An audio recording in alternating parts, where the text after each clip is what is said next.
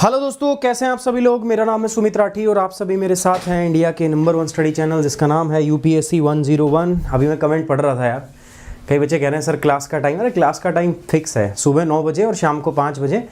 ठीक है, आज 10 टॉपिक हैं। ठीक है, 10 टॉपिक, बड़े टॉपिक प्लस छोटे टॉपिक, 10 टॉपिक हैं। मैं यूजुअली जो कराता हूँ मैं 7-8 टॉपिक कराता हूँ, आज 2 टॉपिक एक्स्ट्रा है। तो देखो क्या होता है ना, जब क्वालिटी आती है ना तो it comes at a cost. तो या तो मैं आँख बंद करके मैं छोड़ूँ यार, ठीक है टाइम पे शुरू करना है, मैं 2-4 टॉपिक छोड़ के चलूँ। समझ रहे हो बात को, मैं समय पे कर सकता हूँ। तो उस केस में क्या होगा ना, मैं 2-4 टॉपिक छोड़ के चलूँगा कि यार छोड़ना, ये कौन पढ़ाए। लेट इसीलिए होता है कि जब मैं काम कर रहा हूँ, सपोज मैं कंटेंट बना रहा हूँ, तो मुझे टॉपिक ज़्यादा मिल जाते हैं। तो टॉपिक ज़्यादा मिल जाते हैं तो फिर उनके ऊपर मैं यार मतलब मैं छोड़ नहीं पाता। मेरा मतलब जो मकसद है वो ये होता है कि करंट अफेयर को एक ऐसा करंट अफेयर बनाऊँ ना कि भाई यूपीएससी का कोई भी एस्पिरेंट हो, इस करंट अफेयर से बाहर उसके कभी कुछ आए ना। ये मेरा उद्देश्य होता है, पर्पस होता है। इसीलिए यार थोड़ा सा समय जो है ना ऊपर नीचे हो रहा है। बाकी आप सुबह 9 बजे जिसमें एडिटोरियल करेंगे और शाम को 5 बजे, ये समय 2 स्लॉट फिक्स है। बाकी यूपीएससी 101 पे नया धमाका करने वाला हूँ मैं। अपनी नई टीम आने वाली है, गुरुकुल 4 की तैयारी हो रही है और उससे पहले गुरुकुल का एक जो प्री सेशन होता है वो भी हम लेके आने वाले हैं। तो कई सारी चीज़ें करने वाले हैं। ठीक है, बस देखते जाइए, बराबर लगातार मीटिंग्स पे मीटिंग चल रही हैं। कुछ अच्छा जो है आपके लिए लेके आएंगे इस बार यूपीएससी 101 पे फिर से, काफ़ी समय के बाद, क्योंकि बीच में टीम वगैरह हमारी जो है वो ब्रेक हो गई थी, सिस्टम पूरा बिगड़ गया था, बट अब दोबारा से उसको ठीक कर देंगे।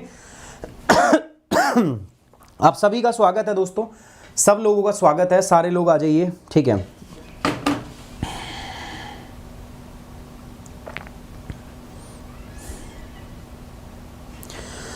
बाकी मेरे टेलीग्राम चैनल से जुड़ जाओ यार, वहाँ पे सारी इन्फॉर्मेशन आपको मिल जाएगी। सो बात करते हैं 21 नवंबर के करंट अफेयर की। दोस्तों हर जगह से करंट अफेयर है, चाहे वो इंडियन एक्सप्रेस हो, चाहे वो प्रेस इन्फॉर्मेशन ब्यूरो हो, चाहे वो द हिंदू हो, चाहे वो ऑल इंडिया रेडियो हो, चाहे वो डाउन टू अर्थ हो, सारी चीज़ों को यहाँ पे बहुत ही वास्टली कवर किया जाता है। यूपीएससी सीएससी 2021, इसके अंदर में दोस्तों 4 डिफरेंट चैनल्स हैं। मैं आपसे रिक्वेस्ट करूंगा कि आप इन चारों चैनल को सब्सक्राइब कर लीजिए और मेरे साथ जुड़ जाइए। अगर आप मेरे साथ जुड़ना चाहते हैं और अगर आप सही में एक यूपीएससी एस्पिरेंट है ना, तो इन चारों चैनल को आप मिस नहीं कर सकते। ज्योग्राफी 101, यूपीएससी 101, करंट अफेयर 101 और एनसीईआरटी 101, चारों चैनल को सब्सक्राइब कर लीजिए। आप मेरे साथ अनअकैडमी ऐप पर भी जुड़िए। मेरे साथ अनअकैडमी ऐप पर जुड़ने के लिए आपको मुझे बस सुमित कुमार के नाम से क्या करना है, फॉलो करना है। सुमित कुमार याद रखिएगा, मेरा जो ऐप पे नाम है वो सुमित कुमार है। वैसे आप मुझे सुमित राठी के नाम से जानते हो। जैसे आप मुझे फॉलो कर लोगे ना, फॉलो करने के बाद मैं कोई भी क्विज लगाता हूं, कभी भी कोई भी स्पेशल क्लास लगाऊंगा या प्लस कोर्स करूंगा, तो आपके पास में नोटिफिकेशन आ जाएगा एंड आप मेरे साथ जुड़ पाओगे। और इसके लिए ध्यान रखना है, मेरा कोड रहेगा सुमित10। सुमित10 आपको यूज करना है। ठीक है, जब भी आप प्लस सब्सक्रिप्शन करते हो गाइस, प्लीज यूज कोड सुमित10 टू गेट मैक्सिमम बेनिफिट और मेरे साथ में कनेक्ट होने का आपका एक अवसर रहेगा, जिसमें मैं खुद आपको क्या करूंगा, गाइड करूंगा। अच्छा दोस्तों, ये बिगेस्ट एवर प्राइस ड्रॉप है। ठीक है, अब तक इतना बड़ा प्राइस ड्रॉप जो है वो नहीं है। 44,000 रुपए तक का आप इसमें बचा सकते हैं। ठीक है, प्लस का जो जीएस का सब्सक्रिप्शन है दोस्तों, वो पहले 68,000 का था लगभग, अब वो घट के 48,000, 49,000, 49,000 का हो गया है। प्लस का जो कॉम्बो है, ये सिर्फ जीएस का है, कॉम्बो जो है दोस्तों ये 54,000 का हो गया है। ठीक है, इस पे डिस्काउंट अलग से है, जो 10% डिस्काउंट मिलेगा एजुकेटर कोड से, वो अलग है। आइकॉनिक की बात करें तो लगभग 94,000 का था, 95,000 का था, अब वो सिर्फ 55,000 रुपए का हो गया है। ठीक है, सोचो देखो यार, प्लस कॉम्बो और ये 18 मंथ के सब्सक्रिप्शन की बात कर रहा हूं मैं। ये सबके सब कितने हैं दोस्तों, 18 महीने के, 18 मंथ के सब्सक्रिप्शन की बात हो रही है। आइकॉनिक का जो कॉम्बो है दोस्तों, वो आपको मिल रहा है सिर्फ 60,999 के अंदर में। तो ये बहुत बिगेस्ट ड्रॉप है दोस्तों, सबसे बड़ा लिमिटेड टाइम का ऑफर है दोस्तों, ये लिमिटेड टाइम ऑफर है। आप देख सकते हो 18 महीने का प्लस कॉम्बो, ठीक है, आपको सिर्फ और सिर्फ मिल रहा है 54,000 के अंदर। और इसके ऊपर में 10% आपको क्या मिलेगा, डिस्काउंट, जब आप क्या कोड यूज करोगे दोस्तों, आप सुमित10 कोड यूज करोगे। ठीक है, सो इसके अलावा अगर हम आइकॉनिक पे देखें, आइकॉनिक कॉम्बो तो मिल रहा है 60,000 के अंदर। ठीक है, बहुत अच्छा ऑफर है दोस्तों, सिर्फ 6,000 के अंदर आपको गाइडेंस एक्स्ट्रा मिल रही है। तो इसमें भी आप कोड यूज करोगे सुमित10, इस पे भी आपको क्या मिल जाएगा, डिस्काउंट। सो जाइए दोस्तों, फटाफट जाके इसको सब्सक्राइब कर लीजिए। ध्यान रखिएगा, कोड यूज करना है सुमित10।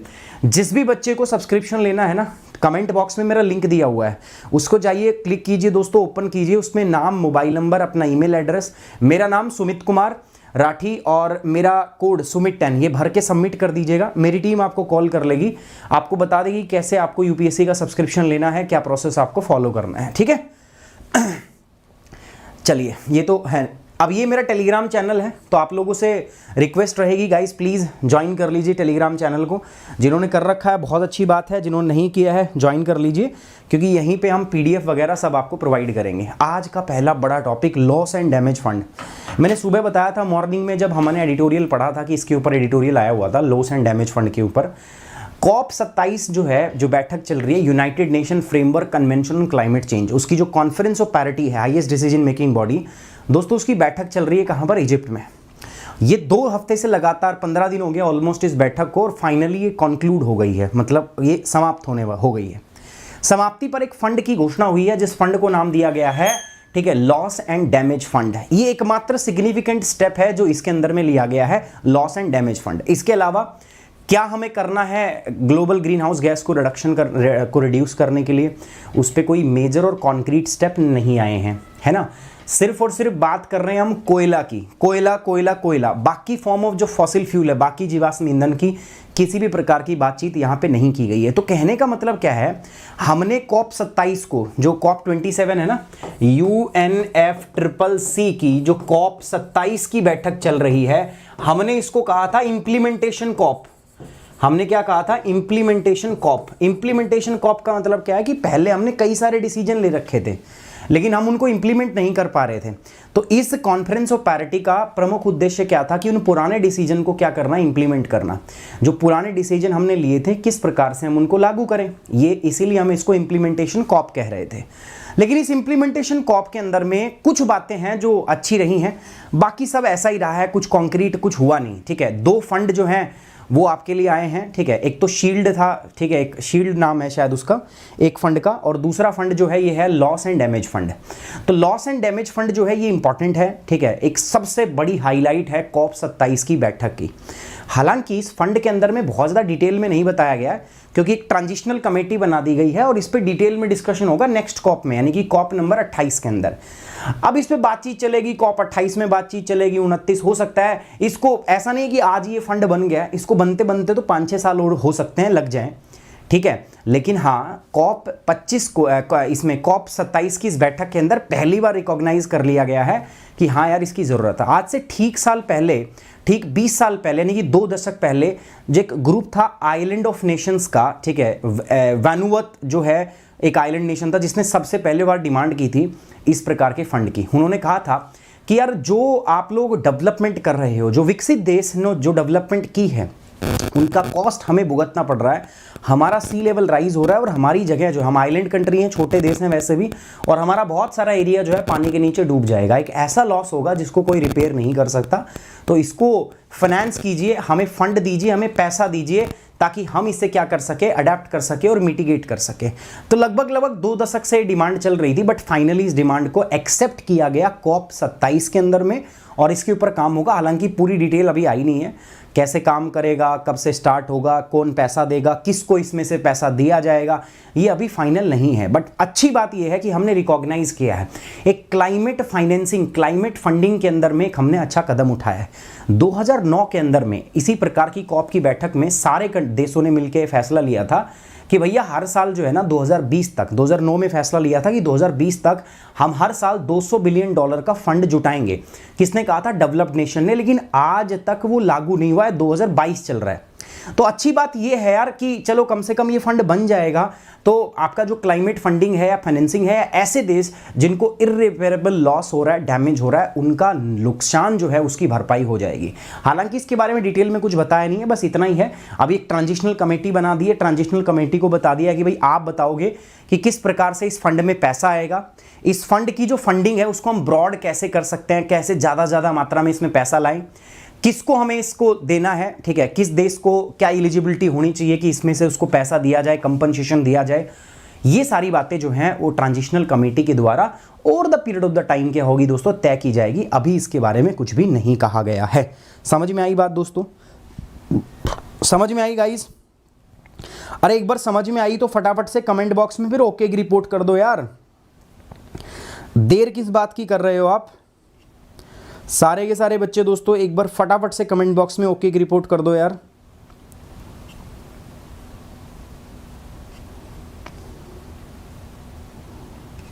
एक सारे बच्चे आ जाओ यार, एक बार शेयर करके आओ इसको, जाओ फटाफट ना इसको शेयर करो so that everybody can come and join the session. सारे लोग जल्दी से।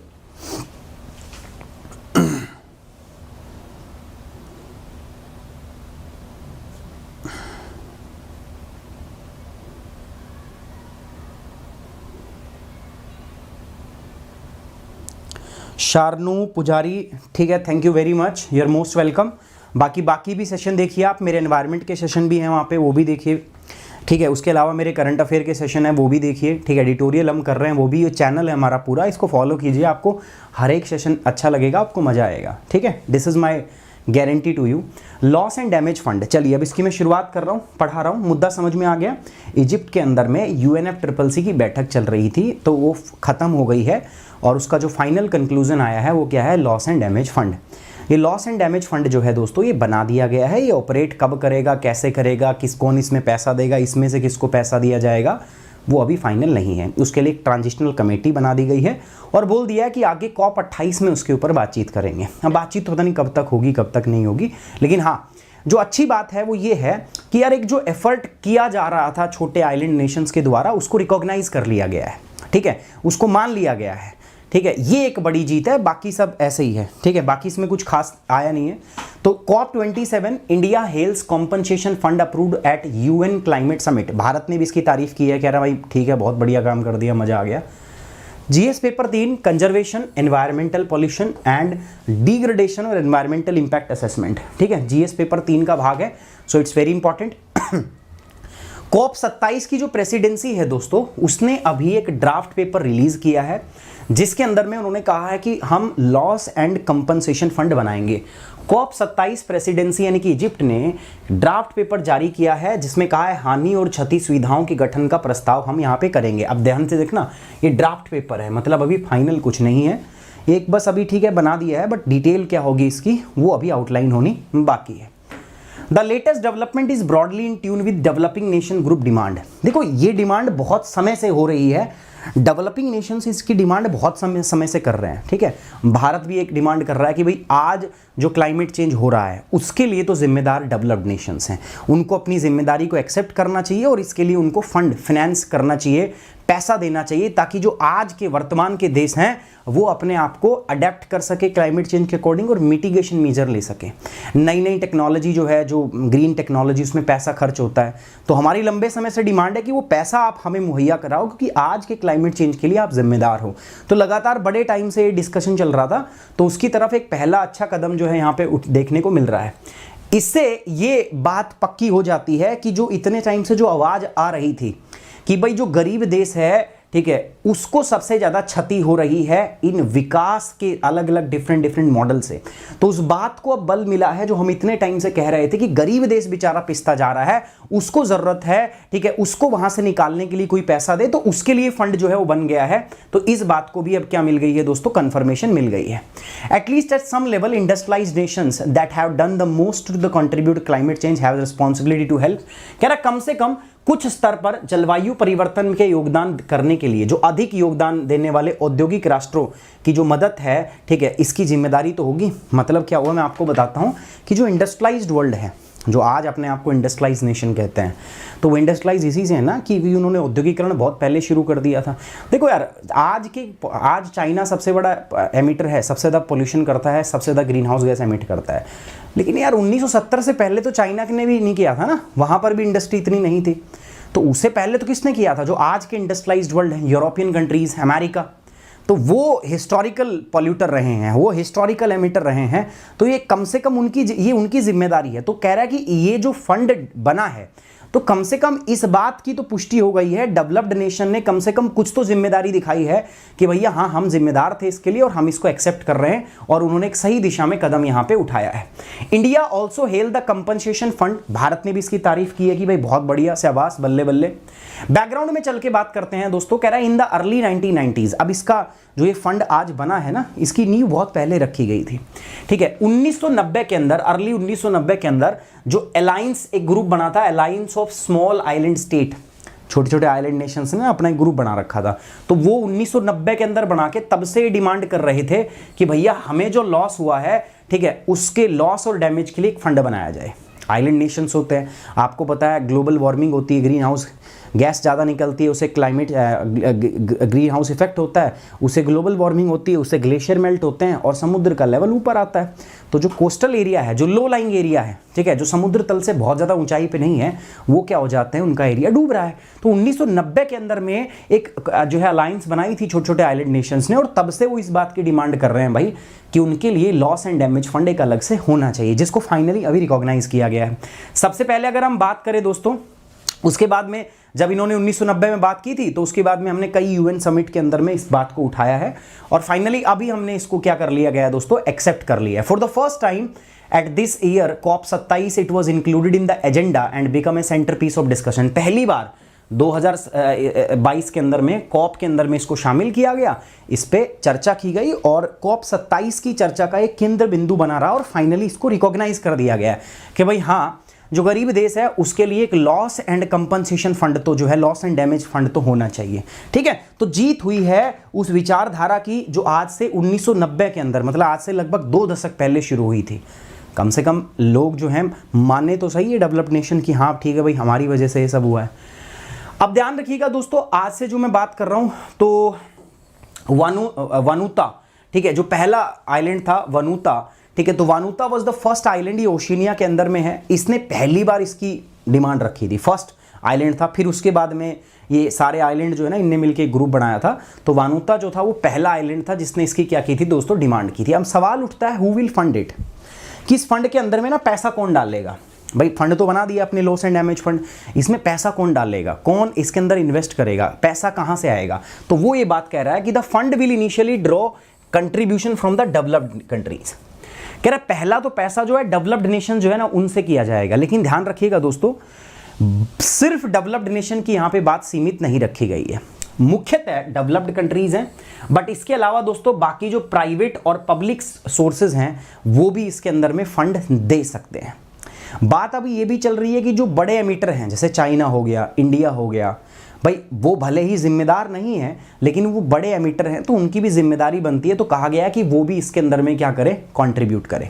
यूएस और यूरोपियन यूनियन लगातार इस बात को क्या कर रहा है, पुश कर रहा है कि भाई जैसे चाइना हो गया, चाइना बड़ा एमिटर है तो चाइना को इसमें कंट्रीब्यूट करना चाहिए। और चाइना क्या कह रहा है, कह रहा है ठीक है कोई बात नहीं, पहले यूएस से कराओ, अगर यूएस करेगा तो हम कर देंगे। 2015 के अंदर बराक ओबामा ने कहा था कि हम $3 बिलियन जो है क्लाइमेट फाइनेंसिंग के लिए डोनेट कर रहे हैं। चाइना ने $3.1 बिलियन किया था। चाइना बोला कि जितना यूएस करेगा हम उससे ज़्यादा करेंगे। तो अभी भी उन्होंने यही कहा है कि ठीक है हम कर लेंगे, पहले यूएस से कराओ, ठीक है, यूएस करेगा तो हम करेंगे। लेकिन भारत जो है इससे क्या रहा है, हमेशा दूर रहा है। इंडिया कह रहा है कि भाई नहीं, हम अभी इतने विकसित नहीं हैं कि हम उस लेवल पे नहीं है कि हम क्लाइमेट फाइनेंसिंग कर सकें, क्लाइमेट फंडिंग कर सकें, है ना। हालांकि ये जो क्लाइमेट फाइनेंसिंग है इसके अंदर कह रहे हैं कि पैसा कहाँ से आएगा, तो डेवलप्ड कंट्री से पैसा आएगा, प्राइवेट और पब्लिक सोर्स से पैसा आएगा। जो इंटरनेशनल फाइनेंस इंस्टीट्यूशन है जैसे IMF हो गया, वर्ल्ड बैंक हो गया, ठीक है, उनसे पैसा लेके आओ, ठीक है, with the option for the other major economics to join down the line. बाकी बड़ी इकोनॉमी जो है जिसकी इच्छा है, श्रद्धा है, तो श्रद्धा के अनुसार तो कोई भी इसको ज्वाइन कर सकता है, ठीक है, ये बात यहां पे की गई है। The final text point two identifying and expanding the source of funding. साथ ही साथ जो हमारी टेक्निकल ट्रांजिशनल कमेटी है उसको एक काम भी दिया है कि भैया एक काम करो, अभी के लिए तो फंडिंग ये है बट इस फंडिंग को बढ़ाना कैसे है, बाकी कहां से पैसा और आएगा या आना चाहिए उसके ऊपर भी विचार करो, कहां से आप इसके अंदर में पैसा और लेके आ सकते हो, तो उसको भी एक्सप्लोर करना है। अंतिम पार्ट में धन के स्रोतों की पहचान और विस्तार की ओर भी इशारा किया है कि कैसे हमें इस फंडिंग को क्या करना है, बढ़ाना है। यूरोपियन यूनियन और यूएस जो है मैंने बताया, ठीक है, ये पुश कर रहे हैं नेगोशिएशन के अंदर में कि भाई जो आज के बड़े हाई पॉल्यूटिंग कंट्री है जैसे चाइना, उनको भी पे करना चाहिए, ठीक है। बाकी ज़्यादा डिटेल में तो अभी कुछ आया नहीं है, ज़्यादा डिटेल में तो मैंने बताया आगे जब ये पूरा फंड एस्टैब्लिश हो जाएगा तब आएगा। अभी तो ये ड्राफ्ट बन के आया है, ठीक है, कच्चा चिट्ठा बन के आया है, अभी पूरी बातें जो है इसमें सामने देखने को नहीं मिली है। Who will get the money out of it, अच्छा कह रहा है कि इसमें से पैसा मिलेगा किसको, ठीक है आपने फंड बना दिया but who will get the money, ये पैसा किसको मिलेगा। तो क्या कहा गया है इस डील के अंदर में, कहा गया है कि the fund will assist developing countries, मुख्यतः डेवलपिंग कंट्रीज को ये क्या करेगा, मदद करेगा, पर्टिकुलरली उन कंट्रीज को जो बहुत वल्नरेबल हैं, ठीक है। वल्नरेबल मतलब जो बहुत जलवायु परिवर्तन के उनके ऊपर प्रतिकूल प्रभाव पड़े हैं, जो बहुत संवेदनशील है क्लाइमेट चेंज की वजह से, जिन देशों के अंदर में सबसे ज्यादा प्रतिकूल प्रभाव देखने को मिले हैं।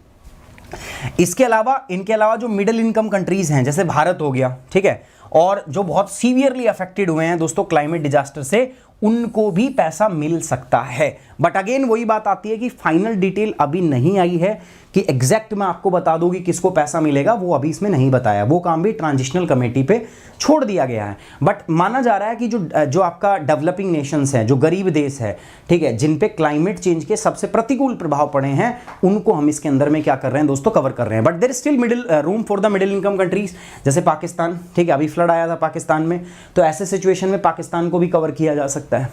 रीबिल्डिंग ट्रस्ट, अब देखो ये क्या कह रहा है कि एक अच्छा मौका है, ये जो हमने किया है ना सारे के सारे, जो COP27 की बैठक जो हुई है, इसके अंदर जो लॉस एंड डैमेज फंड की जो बात की है, एक कह रहे हैं कि एक अच्छा मीजर है, एक अच्छा कदम है, एक बढ़िया कदम है।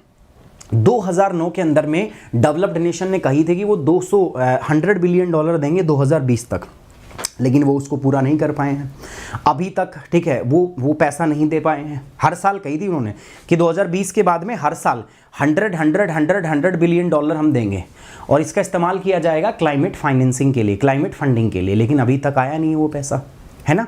तो वो जो ट्रस्ट डेफिसिट हुआ है, अब जब भी डिबेट होता है, जब भी विचार होता है, जब भी क्लाइमेट नेगोशिएशन होती है ना, तो जब भी डेवलप्ड नेशन कुछ कहता है तो डेवलपिंग नेशन जो है हमारे विकासशील देश इसी बात की पूंछ पकड़ लेते हैं कि अच्छा तुमने कर दिया, तुमने कह रहे थे हम 100 बिलियन डॉलर देंगे, तुमने दे दिए, हमसे कह रहे हो कोयला बंद कर दो, हमसे कह रहे हो कि क्या पेट्रोल डीजल की गाड़ियाँ बंद कर दो, क्या तुमने किया? तुमने एक काम कहा था कि हम आपको फंडिंग देंगे, क्योंकि हमें अगर कोयले को बंद करना है तो दूसरी टेक्नोलॉजी पे जाना पड़ेगा और उसके लिए हमें क्या चाहिए? फाइनेंस।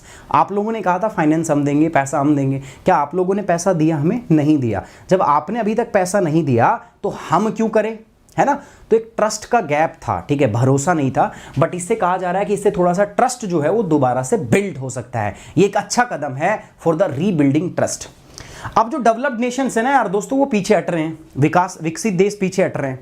विकसित देश पीछे क्यों हट रहे हैं दोस्तों? विकसित देश को पता है कि इसका बड़ा रेपरकशन होगा, बाद में जाके इसके बहुत बड़े प्रभाव उनको देखने को मिलेंगे, क्योंकि एक परमानेंट लाइबिलिटी है ये।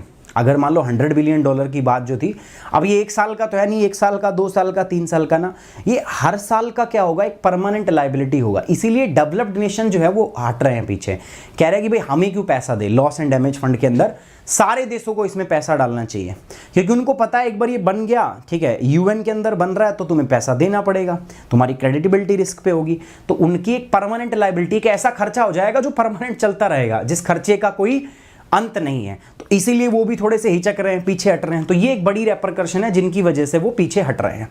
अब लॉस एंड डैमेज का मतलब क्या है, ठीक है, क्या लॉस क्या डैमेज और किसकी वजह से, उसको थोड़ा समझते हैं। कह रहा है loss and damage refer to impact of climate change that can not be avoided either by mitigating और एडेप्टेशन। कह रहा है हानि और क्षति जलवायु परिवर्तन के प्रभावों को संदर्भित करता है जिसे शमन या अनुकूलन से टाला नहीं जा सकता।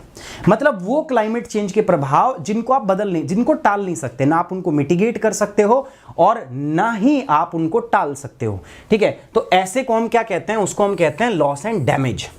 दे are also includes not only economic damage, इसमें ना केवल इकोनॉमिक डैमेज मतलब आर्थिक डैमेज के अलावा भी और भी बहुत सारे डैमेज इसमें इंक्लूड किए गए हैं। They also include not only the economic damage to property but also loss of livelihoods, भाई किसी का रोजगार चला गया हो, ठीक है। तो सिर्फ ऐसा नहीं कि इकोनॉमिक जो प्रॉपर्टी का डैमेज इसमें कवर किया है, loss of livelihood and the destruction of biodiversity sites that have cultural importance. तो इसमें न केवल संपत्ति, ठीक है, की आर्थिक क्षति, बल्कि आजीविका की हानि, जैव विविधता और सांस्कृतिक महत्व वाले स्थलों का विनाश भी इसमें शामिल है। तो मतलब जो डैमेज की हम बात कर रहे हैं, डैमेज एंड लॉस की, तो वो बहुत ब्रॉड बेस्ड है।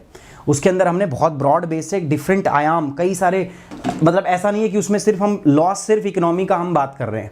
तो बहुत ब्रॉड बेस जो लॉस है उसकी हम यहाँ पे बात कर रहे हैं, लॉस एंड डैमेज। अब जैसा मैंने बताया, देखो इन सब के लिए हमने क्या बना दी है? कमेटी बना दी है, क्योंकि बहुत सारी चीज़ें अभी भी इसमें हमने फाइनल नहीं की है। तो वो चीज़ें हमें फाइनल हमने नहीं की है, इसी के फाइनल करने के लिए हमने एक ट्रांजिशनल कमेटी की बात कही है, हमने एक संक्रमणीकालीन समिति की बात की है कि जब तक चीज़ें फाइनल ना हो जाए, कौन पैसा देगा, ठीक है, किसको पैसा मिलेगा सहायता के रूप में, कौन कितना कंट्रीब्यूशन करेगा, जब तक ये चीज़ें फाइनल नहीं हो जाए तो उसको फाइनल करने के लिए ही एक हमने कमेटी बनाई है। इस कमेटी के अंदर में सारे रूल रेगुलेशन वो सब बनाएंगे और फिर वो कमेटी COP 28 के सामने अपना मुद्दा रखेगी, भाई ये हमने बनाया है, उसके ऊपर विचार होगा। इस कमेटी के अंदर में 23 सदस्य होंगे, ठीक है। इस कमेटी के अंदर 23 मेंबर्स होंगे, comprising 10 member from developed countries, ठीक है, and 13 member from developing country, 10 developed nation से जो विकसित देश हैं, और 13 मेंबर यहाँ से होंगे दोस्तों विकासशील देशों से होंगे, जो इस पर चर्चा करेंगे। देखो यहाँ पर भी गेम खेल गए। अब डेवलप्ड नेशन तो कम है ना, विकसित देश तो कम ही है, मुट्ठी भर है विकसित देश, ठीक है, 10 होंगे, 15 होंगे, 20 होंगे। बाकी विकासशील देश कितने हैं? बाकी सारे विकासशील देश हैं। तो विकासशील देशों का केवल और केवल 13 सदस्य है और डेवलप्ड नेशन का 10 सदस्य है। तो मेजॉरिटी है होगी ना उनकी, जो मुट्ठी भर देश है, जो विकसित देश है, तो वो ज़्यादातर उन्हीं बातों को रखेंगे जो विकसित देशों वाली बात होगी ना, उन्हीं को इसके अंदर में महत्व दिया जाएगा। अब दोस्तों रिलेटेड सर्च पे आते हैं। समझ में आया तो कमेंट बॉक्स में एक बार फटाफट से मुझे बताइए भाई किन किन बच्चों को समझ में आ गया, किन किन को नहीं आया। कमेंट बॉक्स में मैं देख रहा हूँ, फटाफट से मुझे कमेंट बॉक्स में आप बताओगे सर समझ में आया या नहीं आया, फटाफट से एवरीबडी। हाँ भाई, हरियाणा वाले बाबा की जय हो। और कुछ?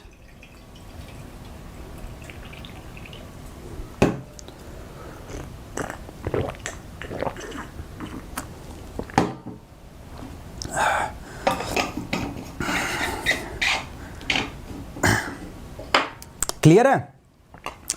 चलो बहुत बढ़िया, बहुत बढ़िया, आ गया समझ में। चलो चलो चलो, बहुत अच्छे यार, बहुत अच्छे दोस्तों, समझ में ही आना चाहिए भाई।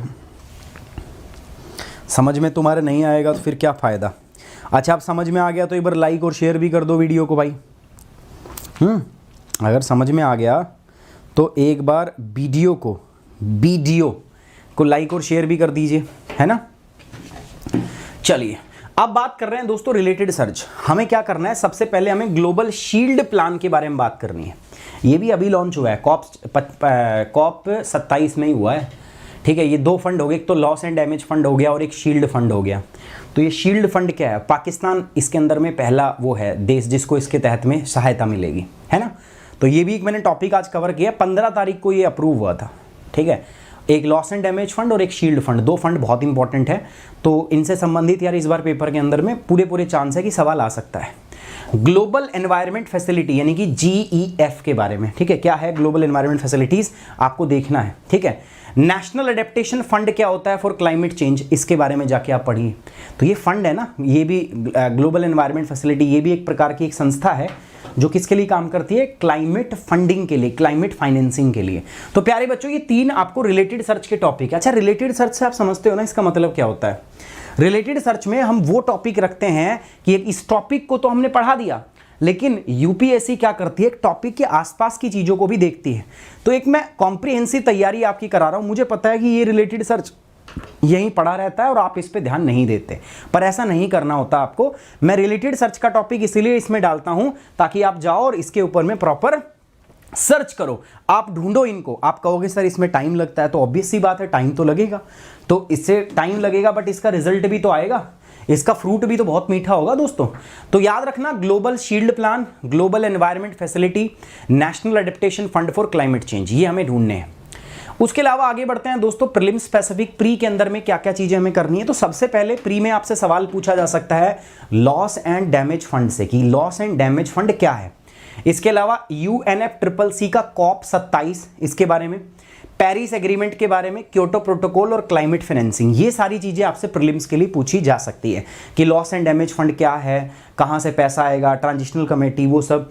UNFCCC COP 27 की बैठक की मुख्य आउटकम्स क्या हैं, क्या मुख्य बातें इसके अंदर रही हैं, क्योटो प्रोटोकॉल, क्लाइमेट फाइनेंसिंग, ये सारी बातें आपसे की जा सकती है। एक सवाल मैंने दिया है 2016 में आया था, देखो ठीक है, 2016 में सवाल पूछा था कि उस समय COP 21 की बैठक हुई थी, है ना। तो ऐसे ही सवाल इस बार भी बनता है, पूछा जाएगा आपसे। तो बताइए, with reference to the agreement of United Nation framework convention climate change meeting in Paris in 2015, which of the following statement is और आर करेक्ट। पहला है the agreement was signed by all the member countries of UN and it will go into effect in 2017। ये 2016 में आया हुआ सवाल है, UPSC ने पूछा था। The agreement aims to limit the greenhouse gas emission so that the rise in average global temperature by the end of this century does not exceed 2 degree centigrade और even 1.5 degree centigrade. Developed countries acknowledge their historical responsibility in the global warming and committed to donate $1000 billion a year from 2020 to help developing countries to cope with the climate change. आप ध्यान से देखना, यहाँ $1000 billion लिखा हुआ है आपको confuse करने के लिए। तो बताइए इसमें सही जवाब क्या था? ये पूछा हुआ सवाल है, देखो ये पूछा गया था 2016 के अंदर, ठीक है। तो आपसे ऐसा ही मिलता जुलता सवाल फिर पूछा जा सकता है। तो आप बताइए इसका सही जवाब क्या है, जल्दी बताइए सही जवाब इसका।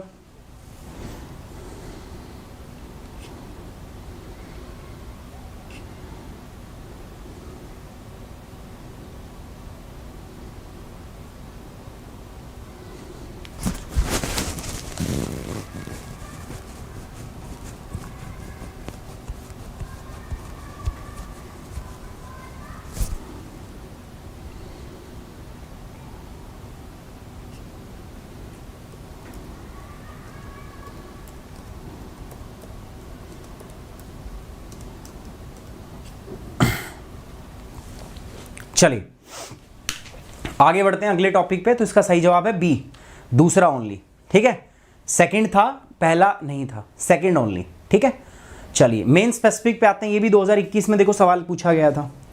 अब 2021 के अंदर में तब भी कॉप की बैठक हुई थी, कॉप 26 की, तो तब पूछा था कि कॉप 26 की आउटकम क्या है। इस बार क्या पूछेगा, कॉप 27 की आउटकम क्या है, सवाल वही होगा।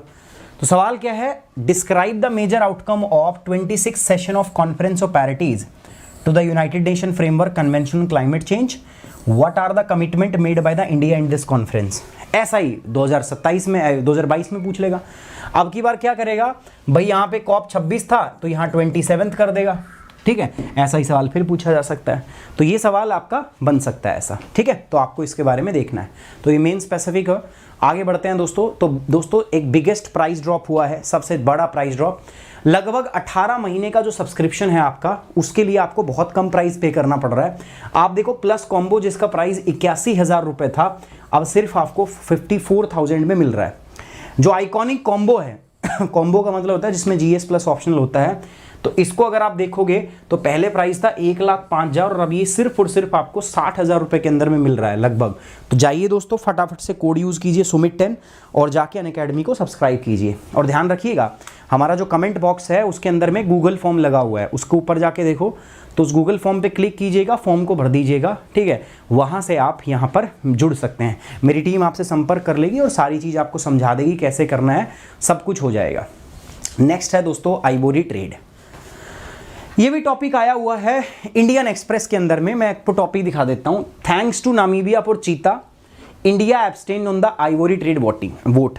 अब मुद्दा क्या था, देखो हम चीता लेके आए नामीबिया से, नामीबिया ने हमें चीता दिया है। अब नामीबिया का थैंक यू हम कैसे करें, उसका शुक्रिया अदा हमें करना था भाई, ऑब्वियस सी बात है। नामीबिया ने हमें चीता दिए हैं तो उनका थैंक यू तो करना था। तो हमने उनके थैंक यू करने के लिए एक तरीका ढूंढा। देखो अफ्रीका के अंदर में 4 कंट्री है, नामीबिया, बोस्टवाना, साउथ अफ्रीका और एक कंट्री और है, ठीक है। ये 4 देश है जिनके अंदर जो हाथी होता है ना, हाथी के जो दांत हैं उनका ट्रेड होता है, अलाउड है, अलाउड है। जरूरी नहीं है देखो हाथी का दांत जो है वो तोड़ के ही निकाला जाए, है ना, पोचिंग करके निकाला जाए, नहीं। कई बार जब हाथी नेचुरल उसकी डेथ हो जाती है तो भी वो दांत जो है निकाल के बेचा जा सकता है। उसके अलावा हाथी दांत जो है, कई बार क्या होता है कि हाथी के दांत वो अपने आप भी गिर जाते हैं, तो ऐसे दांत को जो है वो बेचा जा सकता है, ये लीगल है, ठीक है, ये लीगल है। बट इसको भी बहुत रिस्ट्रिक्टेड करके किया जाता है। सिर्फ इन 4 देशों की बात कर रहा हूँ मैं, है ना। तो अभी साइट्स के अंदर में वोटिंग हुई, तो साइट्स के अंदर जो वोटिंग थी तो भारत ने एब्सटेन रहा। आज तक जितनी बार भी आइवोरी ट्रेड पे वोटिंग हुई है, इंडिया अगेंस्ट में रहा है। इंडिया ने कभी नहीं कहा कि जो आइवोरी ट्रेड है, हाथी दांत का जो ट्रेड है, उसको लीगलाइज कर दो। यहाँ पर नामीबिया, बोस्टवाना, साउथ अफ्रीका और एक देश और है, उनकी डिमांड थी, कंटिन्यू डिमांड चल रही थी कि भैया जो हाथी दांत का ट्रेड है उसको लीगलाइज कर दो, आप कंट्रोल्ड करो, रेगुलेशन बनाओ, रूल रेगुलेशन बनाओ, और एटलीस्ट जो नेचुरल तरीके से हाथी दांत प्राप्त होता है उनको तो बेचने दो। या हमारे पास ऑलरेडी जो स्टॉक पाइल है, जो हमारे पास स्टॉक रखा है अभी तक, भाई बहुत लोगों ने इकट्ठा कर रखा होगा ना, ठीक है, नामीबिया में बहुत सारे लोगों ने इकट्ठा कर रखा हो, कह रहे कम से कम जो इकट्ठा स्टॉक है हमारा उसे तो बेचने दो। तो उसके लिए अभी वोटिंग हुई है, पनामा के अंदर में बैठक चल रही थी साइट्स की। भारत हर बार इसके अगेंस्ट में वोट करता है, क्योंकि इस बार नामीबिया ने हमें चीता दिया था तो हमें उसका थैंक यू करना था। तो भारत ने कहा कि चलो ठीक है, हम वोटिंग में जाएंगे ही नहीं। तो भारत इससे एब्सटेन रहा, भारत ने इसमें भाग नहीं लिया, इसमें हिस्सा नहीं लिया जो साइट्स की कॉप की बैठक चल रही थी। लेकिन फिर भी ये प्रपोजल जो है ये पास नहीं हो पाया। ये प्रपोजल क्या हो गया, फेल हो गया।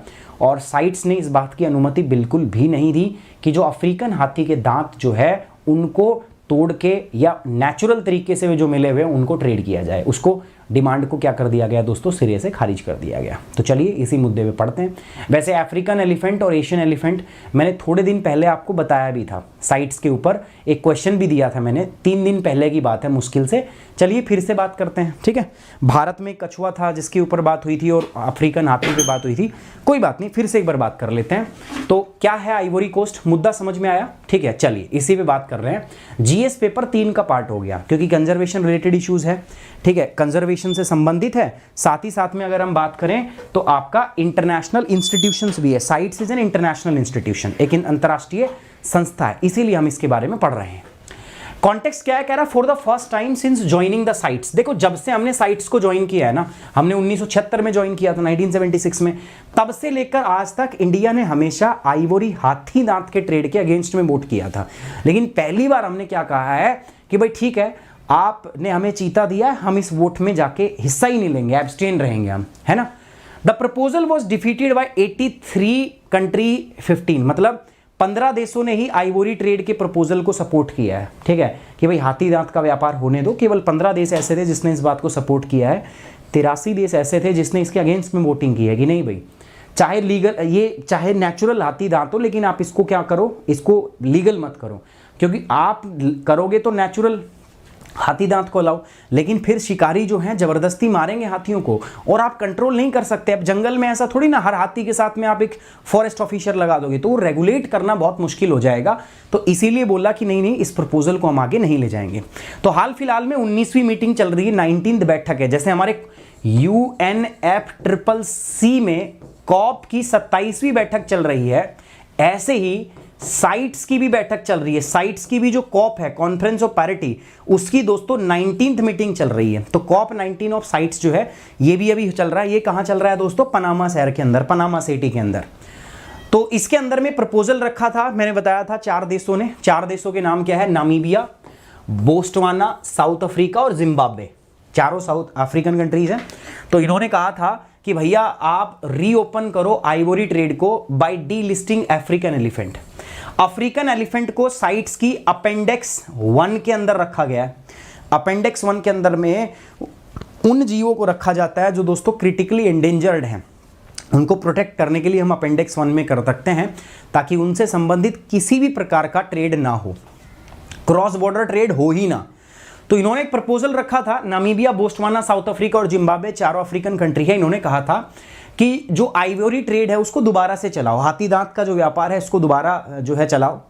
हालांकि इनकी इंटेंशन ये थी कि भाई हमारे पास जो स्टॉक पड़ा है उसको तो हम निकाल दें, या जो नेचुरल तरीके से, भाई मान लो एक हाथी है, उसकी एज हो गई, मर गया, तो उसके दांत जो है वो बेचे जा सके। या कई बार नॉर्मल आपके भी दांत टूटते हैं तो हाथी के भी दांत टूट जाते होंगे, तो वो दांत भी इकट्ठे करके कम से कम वो बेचे जा सके। अब सोच के देखो, अगर ये नेचुरल वाले को भी अलाउ कर देते हैं ना दोस्तों, तो फिर उसके बाद में पता नहीं होता कौन सा नेचुरल है और कौन सा शिकार करके ये लोग लेके आए हैं, ठीक है। तो ये एक बड़ा मुद्दा था जिसके चलते ये जो प्रपोजल है इसको डिफीट किया गया। भारत ने तो खैर वोटिंग में हिस्सा नहीं लिया, भारत एब्सटेन रहा था, बट स्टिल इसको डिफीट कर दिया गया। This delisting will allow a regular form of trade in the ivory to sell their stockpiles to the other countries. ये डीलिस्टिंग की बात क्यों कर रहे थे, ताकि एक रेगुलर ट्रेड हो सके, ठीक है। लेकिन ये प्रपोजल जो है वो आपका रद्द हो गया। साथ ही साथ अफ्रीकन एलिफेंट, 2 प्रकार के एलिफेंट, एक तो अफ्रीकन एलिफेंट, दूसरा है एशियन एलिफेंट। तो जो अफ्रीकन एलिफेंट है दोस्तों, इसको अपेंडेक्स 1 में रखा गया है साइट्स की कन्वेंशन के अंदर, ताकि हाईएस्ट डिग्री ऑफ प्रोटेक्शन, किसी भी प्रकार का ट्रांस बाउंड्री ट्रेड जो है इसके अंदर में वैलिड नहीं है, अलाउड नहीं है। फॉर ओवर 3 डिकेड, लगभग 30 साल से इंडिया ने इंटरनेशनल आइवरी ट्रेड को ओपोज किया है। 3 साल से हम अपोज कर रहे हैं, लेकिन पहली बार हम बोले कि ठीक है भाई नामीबिया ने, क्योंकि प्रपोजल नामीबिया ने रखा है, और नामीबिया ने हमें चीता दिया है तो थैंक यू तो बोलना बनता है ना, नहीं तो नामीबिया कहेगा अच्छा तुम मेरे अगेंस्ट जा रहे हो, चलो मेरा चीता वापस दो, ठीक है। अब हमने तो बड़े बड़े बोर्ड लगा दिए हैं, thank you Modi ji for cheetah, अब हम चीता अगर वापस भेज देंगे तो दिक्कत हो जाएगी, तो इसीलिए हमने उसको थैंक यू करने का एक तरीका ढूंढा है। Earlier, Namibia proposal for allowing a regular form of controlled trade in ivory by delisting the elephant population of the fourth countries in the site appendix 2 was rejected on the COP17। देखो COP17 में भी इन्होंने ऐसा ही proposal रखा था और COP18 में भी और COP19 में भी, बट COP19 के अंदर में भी इस प्रपोजल को नेगलेक्ट कर दिया गया, मना कर दिया है। 17 में भी किया गया था और 18 में भी किया गया था। अब बात करते हैं दोस्तों अफ्रीका का हाथी और साइट की कन्वेंशन। जो अफ्रीका के हाथी हैं दोस्तों, ठीक है, सिर्फ 4 देशों के अंदर में जो अफ्रीकन हाथी है उनको अपेंडिक्स 2 में रखा गया है। अपेंडिक्स 2 का मतलब है कि वहां पे बिल्कुल बंद तो नहीं है ट्रेड, बट वो बहुत रेगुलेट किया जाता है। 3 अपेंडिक्स होती है दोस्तों। अपेंडिक्स 1 में नो ट्रेड, जो उसमें जीव होगा उसका और उससे संबंधित किसी भी चीज का जो है ट्रेड नहीं होगा, पहला। दूसरा अपेंडिक्स 2, इसमें जो क्रिटिकली एंडेंजर्ड ऐसे जानवर तो नहीं होते जिनको बिल्कुल एब्सोल्यूट प्रोटेक्शन है, बट हाँ ट्रेड होता है बट रेगुलेटेड, ठीक है। अलग अलग इंस्टीट्यूशन बनाए जाते हैं और एक फ्रेमवर्क सेट किया जाता है जिसके माध्यम से उसको रेगुलेट किया जाएगा ताकि किसी प्रकार की धांधली ना हो उसके अंदर में, ठीक है, सस्टेनेबल रहे पूरी प्रोसेस। और तीसरी होती है अपेंडिक्स 3, ये एक पर्टिकुलर स्पीसीज के लिए बनाई जाती है और एक पर्टिकुलर देश की रिक्वेस्ट के ऊपर इसको क्रिएट किया जाता है। तो जो अफ्रीका के हाथी है ना दोस्तों, सारे अफ्रीका के हाथी को, अफ्रीकन एलिफेंट को हमने अपेंडिक्स 1 में रखा है, लेकिन केवल 4 देश ऐसे हैं जिनके अंदर अफ्रीकन हाथी अपेंडिक्स 2 में है, जिसमें बात करें तो बोस्टवाना, नामीबिया, जिम्बाब्वे और साउथ अफ्रीका है, ठीक है। इन्हीं में जो हाथी है दोस्तों वो अपेंडिक्स 2 में है, बाकी सब में अपेंडिक्स 1 के अंदर में है इनका हाथी, ठीक है। इन्हीं 4 देशों में अपेंडिक्स 2 में है। अपेंडिक्स 1 का मतलब मैंने बताया था no trade is allowed with the species, कि इस सूची के अंदर में किसी भी प्रकार का कोई भी व्यापार जो है अनुमानित नहीं होगा। लेकिन हाँ अपेंडिक्स 2 के अंदर में जो व्यापार होता है वो हो सकता है, बट स्ट्रिक्टली रेगुलेट किया जाता है, उसके ऊपर पूरा विनियमित किया जाता है, पूरे कानून रूल रेगुलेशन उस पर बनाए जाते हैं।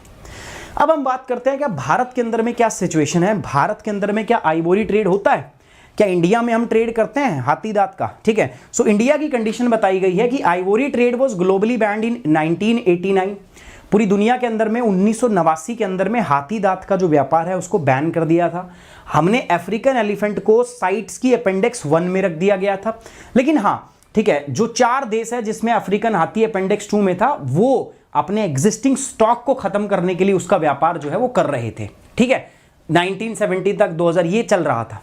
1999 से लेकर 2008 तक नामीबिया, जिम्बाब्वे, बोस्टवाना और साउथ अफ्रीका, इनको परमिशन थी कि आपके पास जो स्टॉक पड़ा है, ठीक है, आप उसको फटाफट निकाल दो, आप कर लो ट्रेड। लेकिन 2008 के बाद में इनको भी मना कर दिया कि भाई आप भी अब नहीं करोगे। 4 देशों को, कौन कौन से देश थे, नामीबिया, बोस्टवाना, जिम्बाब्वे और साउथ अफ्रीका। 2008 तक अलाउड था, ठीक है। 1999 से लेकर 2020 के बीच में हमने इनको खूब छूट दी, 2008 के बीच में। बट फ्रॉम 2009 हमने कह दिया कि भाई अब तुम भी हाथी दांत का व्यापार नहीं करोगे। हालांकि इन 4 देशों में अभी भी अफ्रीकन हाथी जो है वो अपेंडिक्स 2 के अंदर ही रखा गया है उसको। इंडिया, भाई इंडिया ने भी बैन कर रखा है। इंडिया के अंदर में किसी भी प्रकार का आइवोरी ट्रेड जो है वो बैन है। दूसरी बात, दूसरे देश से मंगवाना वो भी बैन है। किसी भी प्रकार की ट्रॉफी या शील्ड जिसमें हाथी दांत या किसी भी प्रकार के एंडेंजर्ड एनिमल का कोई भी पार्ट इस्तेमाल किया गया हो वो भी बैन है। जैसे मान लो तुमने कोई ट्रॉफी जीत ली, उसमें कह दे कि भाई आपको शेर की खाल का वो दिया जा रहा है, तो इस प्रकार की सारी चीजें क्या हैं दोस्तों, बैन है। India illegalise trade in ivory from Asian elephant in 1986। भाई जो एशियन हाथी है उनका जो वो दांत होता है उसको हमने बैन किया। भारत ने 1986 में वन्यजीव संरक्षण अधिनियम 1972 में संशोधन करके एक और अध्याय, VA अध्याय हमने इसमें जोड़ा। ये VA अध्याय क्या है मैं बताऊंगा दोस्तों। इसके तहत हमने सभी एशियाई हाथी के जो हाथी दांत का व्यापार है उसको हमने अवैध घोषित कर दिया। 1992 के अंदर हमने इसमें फिर से संशोधन किया, ठीक है। और फिर हमने कहा कि ना केवल भारतीय हाथी बल्कि बाहर से किसी भी हाथी दांत को आप देश के अंदर इंपोर्ट करना भी क्या है दोस्तों, गैर कानूनी है। एशियन एलिफेंट जो है वो हमारे 1972 का जो वाइल्ड लाइफ प्रोटेक्शन एक्ट है उसकी अधिसूची 1 के अंदर है, उसकी शेड्यूल 1 के अंदर में वो मेंशन है। अब ये चैप्टर VA का मतलब क्या है दोस्तों, इंपॉर्टेंट है। चैप्टर VA का मतलब है it prohibit trade and commerce in trophies and items और animal articles derived from species listed in schedule 1 and part 2 of schedule 2 of the act. समझ में आई बात? मतलब कुछ जानवर हैं, उनके जो बॉडी पार्ट है उसको आप किसी भी प्रकार की ट्रॉफी वगैरह के अंदर में या प्राइज वगैरह के अंदर में इस्तेमाल नहीं कर सकते। बात समझ में आई तो फटाफट से एक बार कमेंट बॉक्स में ओके की रिपोर्ट कर दो दोस्तों।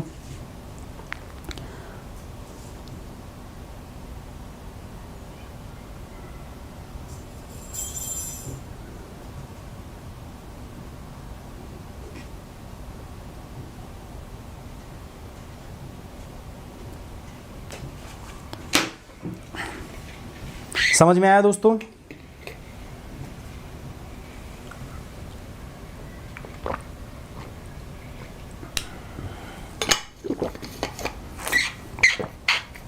भाई मैं अपना कंटेंट खुद बनाता हूँ रिजवी जी। बाकी टीचर करते हैं, दूसरों से कंटेंट बनवाते हैं, मैं नहीं बनवाता। जब आप क्या पढ़ा रहे हो उसी पे आपको पता नहीं है, ये मैं दूसरों से बनवा के पढ़ाऊंगा तो फिर काहे का पढ़ाना हुआ, वो बेकार है। तो मैं खुद ही बना के पढ़ाता हूँ दोस्त। तो अभी मेरे पास तो ऐसा कुछ नहीं है। चलिए यार एक बार लाइक कर दो वीडियो को सारे के सारे बच्चे। आगे बढ़ते हैं दोस्तों, नेक्स्ट रिलेटेड सर्च पे आ जाते हैं। रिलेटेड सर्च में कह रहा है कि आपको कुछ मुद्दे हैं जिन पे ध्यान देना है। IUCN, ठीक है, ये क्या है? Red data book, wild life protection act 1972 and Asian elephant, ठीक है। तो इनके ऊपर में आपको क्या करना है, जाके थोड़ा सा रिसर्च करनी है, एशियन और अफ्रीकन एलिफेंट, ठीक है। रिलेटेड सर्च क्यों दिया जाता है? ये वो मुद्दे हैं जिनको आपको खुद पढ़ना है। मतलब IUCN क्या होता है, IUCN की रेड डेटा बुक क्या होती है, साइट्स क्या है, वाइल्ड लाइफ प्रोटेक्शन एक्ट 1972 क्या है, एशियन और अफ्रीकन एलिफेंट जो है उनका क्या स्टेटस है, ये आपको पता होना चाहिए, ठीक है। तो ये मैंने इसीलिए रिलेटेड सर्च में कहा है कि देखो सारी चीज़ तो मैं पढ़ा नहीं सकता। मान लो मैं इनको भी लेके बैठ जाऊँगा तो हो गया, ठीक है, फिर तो हो गया करंट अफेयर। करंट अफेयर ही हमारा शायद 12-13 घंटे का बन जाएगा। तो इसीलिए ये टॉपिक ऐसे दिए जाते हैं ताकि टॉपिक तो मैंने पढ़ा दिया जो न्यूज़ में था, बाकी जो चीज़ इससे संबंधित है वो आप खुद से यहाँ पर कर पाओ, ठीक है। प्रीलिम स्पेसिफिक प्री के लिए क्या ज़रूरी है दोस्तों? प्री के में आपसे पूछा सकता है साइट्स के बारे में। क्या है साइट्स भाई? COP19 की जो अभी इनकी बैठक हुई है कहाँ हुई है, क्या मेजर फैसले हुए हैं, ठीक है। इसके अलावा जो रेड क्राउन रूफ टर्टल है, ठीक है, ये भारत की तरफ से था, नदियों में पाया जाता था इंडिया और बांग्लादेश की में, तो इसको भी हमने अपेंडिक्स 1 के अंदर करवा लिया है। अफ्रीकन एलिफेंट, एशियन एलिफेंट, ये इनके बारे में पूछा जा सकता है, इनका स्टेटस, और साथ साथ में जो 4 देश हैं ये कहाँ है, मैप पे इनको लोकेट करो। सवाल भी मैंने दिया था, consider the following statement about sites. Sites की अपेंडिक्स के बारे में आपको ये स्टेटमेंट जो है वो देखनी थी और सही आंसर को जो है वो चुनना था, करेक्ट स्टेटमेंट चुननी थी। कह रहा कि African elephant is currently in appendix 2 of sites. African हाथी जो है वो साइट्स के अपेंडिक्स 2 के अंदर में है, and endangered in IUCN list, और IUCN की लिस्ट में एंडेंजर्ड है रेड डेटा बुक में। Asian elephant is currently in appendix 1 and vulnerable in the IUCN list. Asian elephant जो है वो क्या है, वो अपेंडिक्स 1 में है और वल्नरेबल स्टेटस है उसका। तो आपको यहाँ पे करेक्ट स्टेटमेंट बताना है, ठीक है। आपको क्या बताना है, कौन सा स्टेटमेंट करेक्ट है? A only 1, B only 2, C both 1 and 2 and D neither 1 nor 2। फटाफट बताओ जल्दी से कौन सा सही है इसमें बच्चों, कौन सा सही है? फटाफट आप मुझे बताओगे कौन सा सही है। करेक्ट स्टेटमेंट बताना था, कोई भी सही नहीं है भाई। पहले तो मैंने बताया अपेंडिक्स 2 में नहीं है, केवल 4 देश हैं जिनमें अपेंडिक्स 2 में है।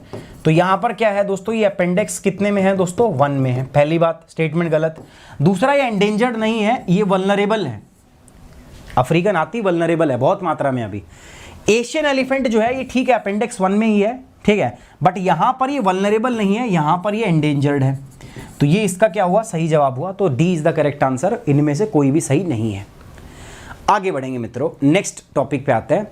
प्राइस ड्रॉप हो गया, 18 महीने का जो सब्सक्रिप्शन मिलता है आपका, तो 18 महीने का अगर मैं प्लस कॉम्बो देखूं तो 81,000 रुपए से पैसे घट के आपके 54,000 रुपए हो गए हैं लगभग। इसी प्रकार आइकॉनिक कॉम्बो जो है वो 1,05,000 था, ये घट के आपका 60,999 हो गया है, ठीक है। तो जाइए बिना देरी किए सुमित 10 कोड लगाइए दोस्तों। ध्यान रखिएगा, अगर आप मेरे साथ जुड़ना चाहते हैं पूरी UPSC की तैयारी में तो आपको मेरा कोड ध्यान रखना है। मेरा कोड है सुमित 10। सुमित 10 आप यूज करोगे, आपको मिलेगा 10% इंस्टेंट डिस्काउंट और अश्योर्ड गाइडेंस। मैं खुद आपको इस पूरी UPSC की तैयारी के अंदर में क्या करूंगा, गाइड करूंगा। आगे बढ़ते हैं दोस्तों, अगला मुद्दा है, ठीक है, shark fin trade regulated for the first time. अब देखो यार, COP19 की बैठक तो चली रही है साइट्स की, तो एक और फैसला बड़ा आया है शार्क फिन। देखो सो एशिया के कई देशों में जो शार्क होती है ना, उसके ऊपर जो देखा वो पीछे ये होती है, टूटी सी लगी होती है। इसको काट लिया जाता है, ठीक है, शार्क पकड़ी, ठीक है, और इसकी ये ऊपर की जो ये पीछे की ये चोंच सी होती है इसको काट लिया जाता है, उसको वापिस फेंक दिया जाता है समुद्र के अंदर। तो कई बार क्या होता है, ये जो फिन बोलते हैं इसको शार्क फिन बोलते हैं, दोबारा उगाता है। लेकिन कई बार केसों में, ठीक है, इन्फेक्शन होने की वजह से, ठीक है, शार्क की मृत्यु हो जाती है, शार्क मर जाती है ना। तो अभी एक प्रपोजल था कि भाई जो शार्क फिन जो हम हार्वेस्ट करते हैं इसको क्या करना चाहिए, रेगुलेट करना चाहिए। अभी बहुत सारी शार्क की प्रजातियां हैं तो उनके हम ये शार्क जो हैं, ये फिन जो है हम काट लेते हैं। तो कई केसेस में देखा गया कि कोई अंडर डेवलप्ड फिन है, अगर हमने उसको काट लिया, ठीक है, तो उसके बाद शार्क की क्या हो जाती है, मृत्यु हो जाती है। यूजुअली ये फिन दोबारा उगाता है शार्क के अंदर ना। एशियाई बहुत सारे देश हैं जिनके अंदर शार्क फिन का सूप जो है वो बहुत मतलब फेमस है, वो बहुत प्रसिद्ध है, वो सूप पीते हैं। तो इसीलिए डिमांड चल रही थी कि भाई शार्क फिन जो है उसका हम जो हार्वेस्ट करते हैं, उसको पकड़ के उसका फिन हम काट के उसको दोबारा फेंक देते हैं, तो उसको रेगुलेट किया जाए, ठीक है, उसको प्रॉपर रेगुलेशन किया जाए उसके ऊपर में। ऐसा नहीं कि भाई जिस हिसाब से चल रहा है चलना दिया जाए, क्योंकि अनसस्टेनेबल प्रैक्टिस है और बाद में शार्क की पॉपुलेशन के ऊपर इसमें बहुत गहरा प्रभाव पड़ेगा। तो कई सारे देश थे जिन्होंने प्रपोजल रखा है और 100 से ज़्यादा जो शार्क की प्रजातियां हैं दोस्तों, उनके ऊपर में ये जो है लागू किया गया है, ठीक है, कि इसको हम इंप्लीमेंट करेंगे, इसको हम मान के चलेंगे। तो ये टॉपिक है आपका दोस्तों डाउन टू अर्थ से, ठीक है। देखो यार वैरायटी देखो, पहला टॉपिक हमने किया, ठीक है, वो अलग डिफरेंट जगह से था, हिंदू से किया, दूसरा फिर इंडियन एक्सप्रेस से, तीसरे टॉपिक पे हम डाउन टू अर्थ पे आ गए, ठीक है। ये मैं आपको वैरायटी दिखा रहा हूं कि इससे बाहर आपको कुछ भी करने की जरूरत नहीं है। कुछ भी का मतलब है कुछ भी, ठीक है। इस धरती के ऊपर में यूपीएससी से रिलेटेड जो करंट अफेयर है इस क्लास से बाहर नहीं आएंगे, ये मेरा आपसे वादा है। नॉट इवन सिर्फ करंट अफेयर, मैं कह रहा हूं कि GS paper 1, paper 2 and paper 3 maximum चीजें यहीं से आ जाएंगी अगर आप इसको ढंग से करोगे तो। जीएस पेपर 3 से संबंधित है एनवायरमेंट, पॉल्यूशन एंड कंजर्वेशन, ठीक है। अभी कॉन्फ्रेंस ऑफ पैरिटी की कॉप की बैठक चल रही है साइट्स की, कहां पर दोस्तों, पनामा सिटी के अंदर। तो उन्होंने 100 से ज्यादा जो स्पीसीज है शार्क की, तो उनको कहा है कि भाई उनको हम रेगुलेट करेंगे, इनका ट्रेड जो है क्या किया जाएगा, शार्क फिन को रेगुलेट किया जाएगा। डिस्क्रिप्शन देखें तो कंट्री जो है इन्होंने 54 स्पीसीज ऑफ शार्क जो है उनको they belong from requiem family, 6 species of hammerhead shark and 37 guitar fish जो शार्क लाइक स्पीसीज होती हैं, ठीक है, इनको किस में रखा है, अपेंडिक्स, साइट की अपेंडिक्स 2 में रख दिया है। अभी बताया था मैंने, अपेंडिक्स 1 में क्या होता है, no trade at all. Appendix 2 में हाईली रेगुलेटेड ट्रेड हो सकता है बट बहुत रेगुलेटेड है। तो 100 से ज्यादा शार्क स्पीसीज, जिसमें 54 स्पीसीज हैं किसकी दोस्तों, आपकी रेक्विम फैमिली की, 6 स्पीसीज है हैमरहेड शार्क और 37 जो है वो है गिटार फिश। तो कुल मिला के 100 से ज्यादा आपकी जो फिश है हमारी, 100 से ज्यादा जो शार्क हैं उनको हमने किस में रख दिया है दोस्तों, अपेंडिक्स 2 में रख दिया। अपेंडिक्स 2 का मतलब है कि उनका ट्रेड बहुत हाईली रेगुलेटेड होगा, उसको हम रेगुलेट करेंगे, ठीक है, बहुत ज़्यादा उसके ऊपर में पाबंदियां होंगी, बहुत ज़्यादा रूल और रेगुलेशन उनके ऊपर में क्या होंगे, लागू होंगे। This means that nearly all species of shark hunted for their fins.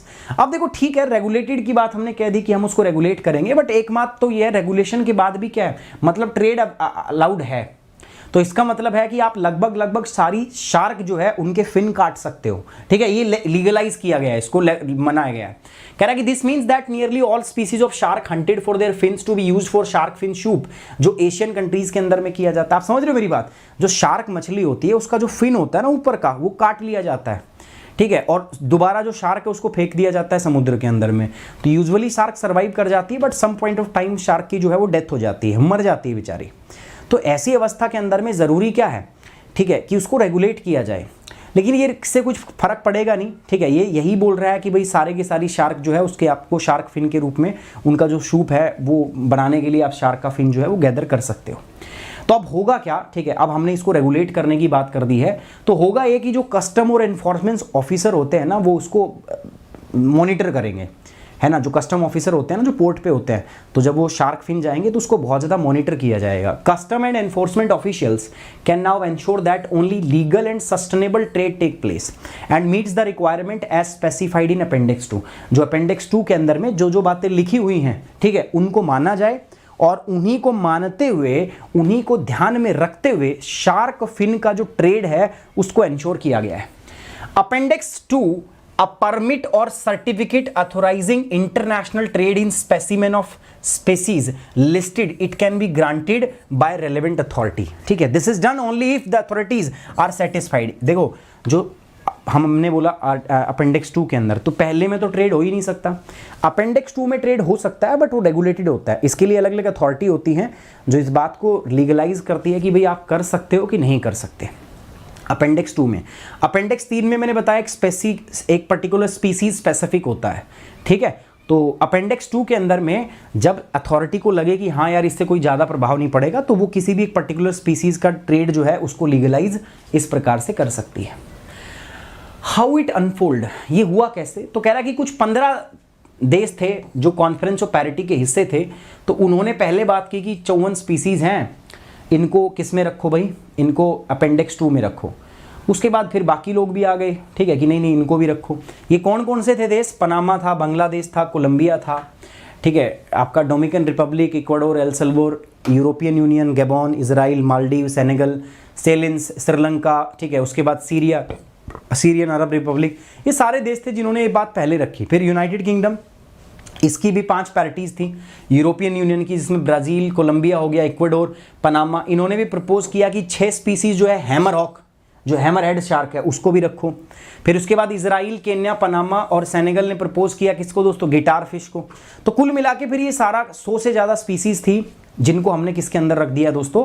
हमने अपेंडिक्स 2 के अंदर रखने की बात की और उसको फाइनली मंजूर कर दिया गया। अब कह रहे कि सर ये जो शार्क होती है इनको खतरा क्या है, थ्रेट क्या है? इनका जो फिन होता है, इनका वो जो शार्क के ऊपर जो गुस्सा सा लगा होता है ना, उसको काट लिया जाता है, उसको सूप के लिए इस्तेमाल किया जाता है। तो जैसे मैंने बताया यूजुअली मछली को पकड़ते हैं, शार्क को, ठीक है, नेट से, और पकड़ने के बाद उसका फिन काट दिया और वापस उसको फेंक दिया, वो फिन दोबारा ग्रो कर जाता है। लेकिन सोचो ना, किसी का शरीर का हिस्सा आपने काट लिया है, ठीक है, तो आपकी उंगली में भी अगर हो तो इन्फेक्शन से वो चीज़ें बढ़ सकती है ना, पूरे पूरे हाथ में कीड़े पड़ सकते हैं, ठीक है, ज़्यादा सीवियर केस में हाथ भी काटना पड़ सकता है, इवन बहुत ज़्यादा सीरियस तो डेथ भी हो जाती है अगर इलाज ना मिले तो। अब समुद्र में उन मछलियों का इलाज करने कौन जाता होगा? तो कई केस ऐसे होते हैं जिसमें मछली की डेथ भी हो जाती है। तो ये इसके लिए सबसे बड़ा खतरा है दोस्तों शार्क प्रजाति के लिए। शार्क फिन ट्रेड जो है, अगर मैं इसकी बात करूं तो इसमें मैंने बताया जो किया जाता है, कई देशों में तो इसको प्रोहिबिट किया जाता है, बंद किया जाता है, बट बहुत सारे देश ऐसे हैं जहां पर एक डेलिकेसी के रूप में इस्तेमाल होता है, एक सूप बना के एशियन कंट्रीज में इसका पिया जाता है। तो वहां पे ठीक है, इनको रेगुलेट करने की बात ये कह रहे हैं, ठीक है, अनरेगुलेटेड से तो चलो रेगुलेटेड भला ना, ठीक है, कहते हैं ना भागते चोर की लंगोटी भी सही, तो वो भी अच्छी बात है।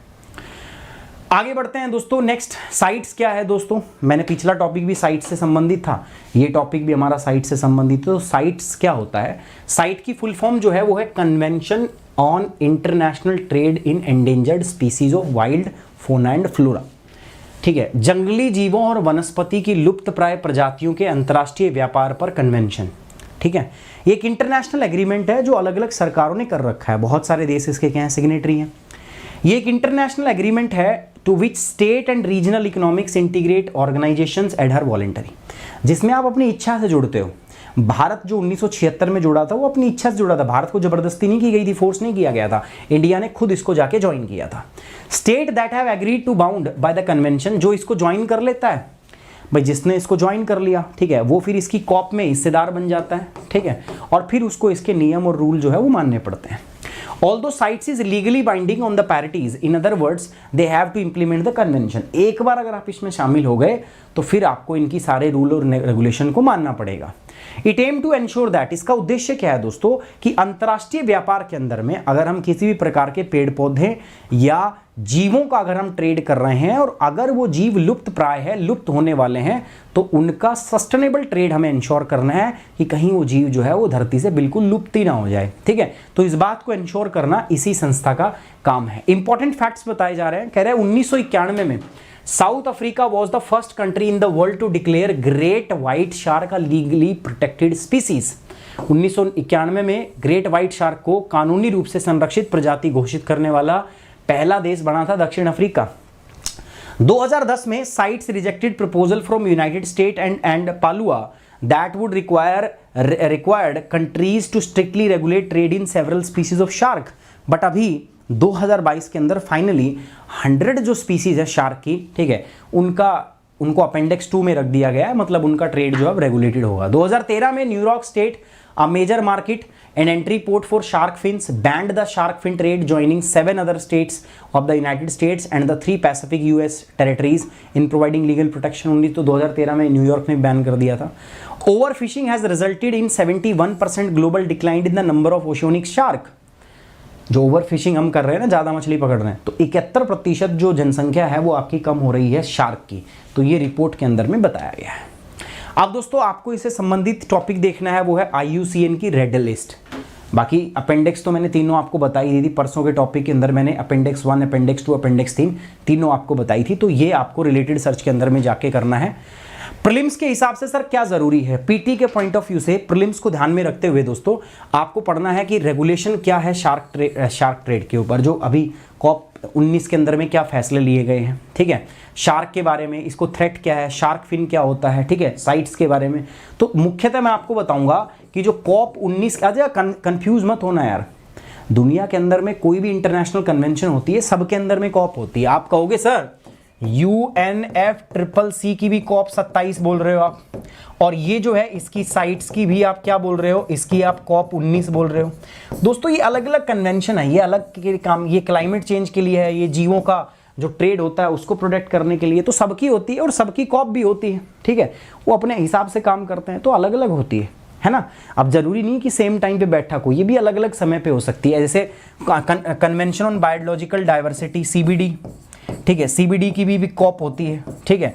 तो ऐसे सबकी कॉप होती है और सबके सेशन होते हैं। तो जैसी भी इंटरनेशनल कन्वेंशन है कोई, अगर उनकी बैठक होती है, कॉप की मीटिंग होती है, तो उनमें से जो इंपॉर्टेंट डिसीजन आते हैं ना, वो हमारे लिए बहुत इंपॉर्टेंट होते हैं, तो हमें पढ़ने ज़रूरी है।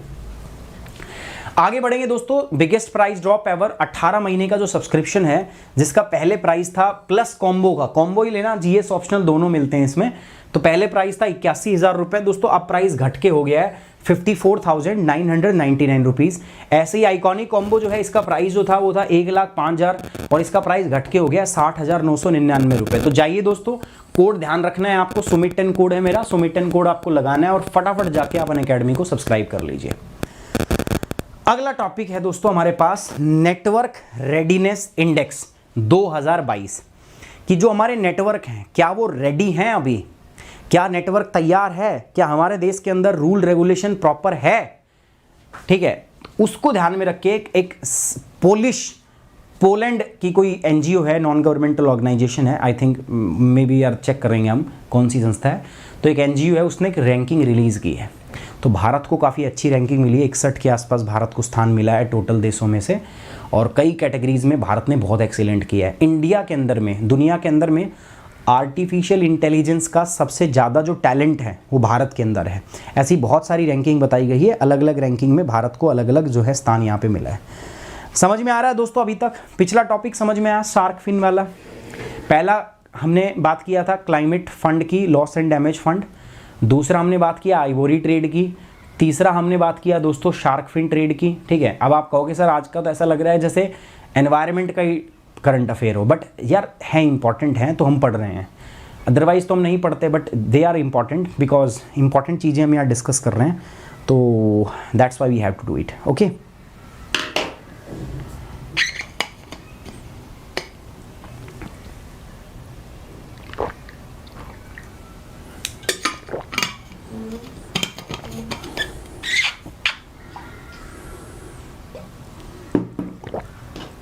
रचिता अग्रवाल ने पुरानी चीज याद दिला दी, ऊ ला ला ला, ऊ ला ला ला।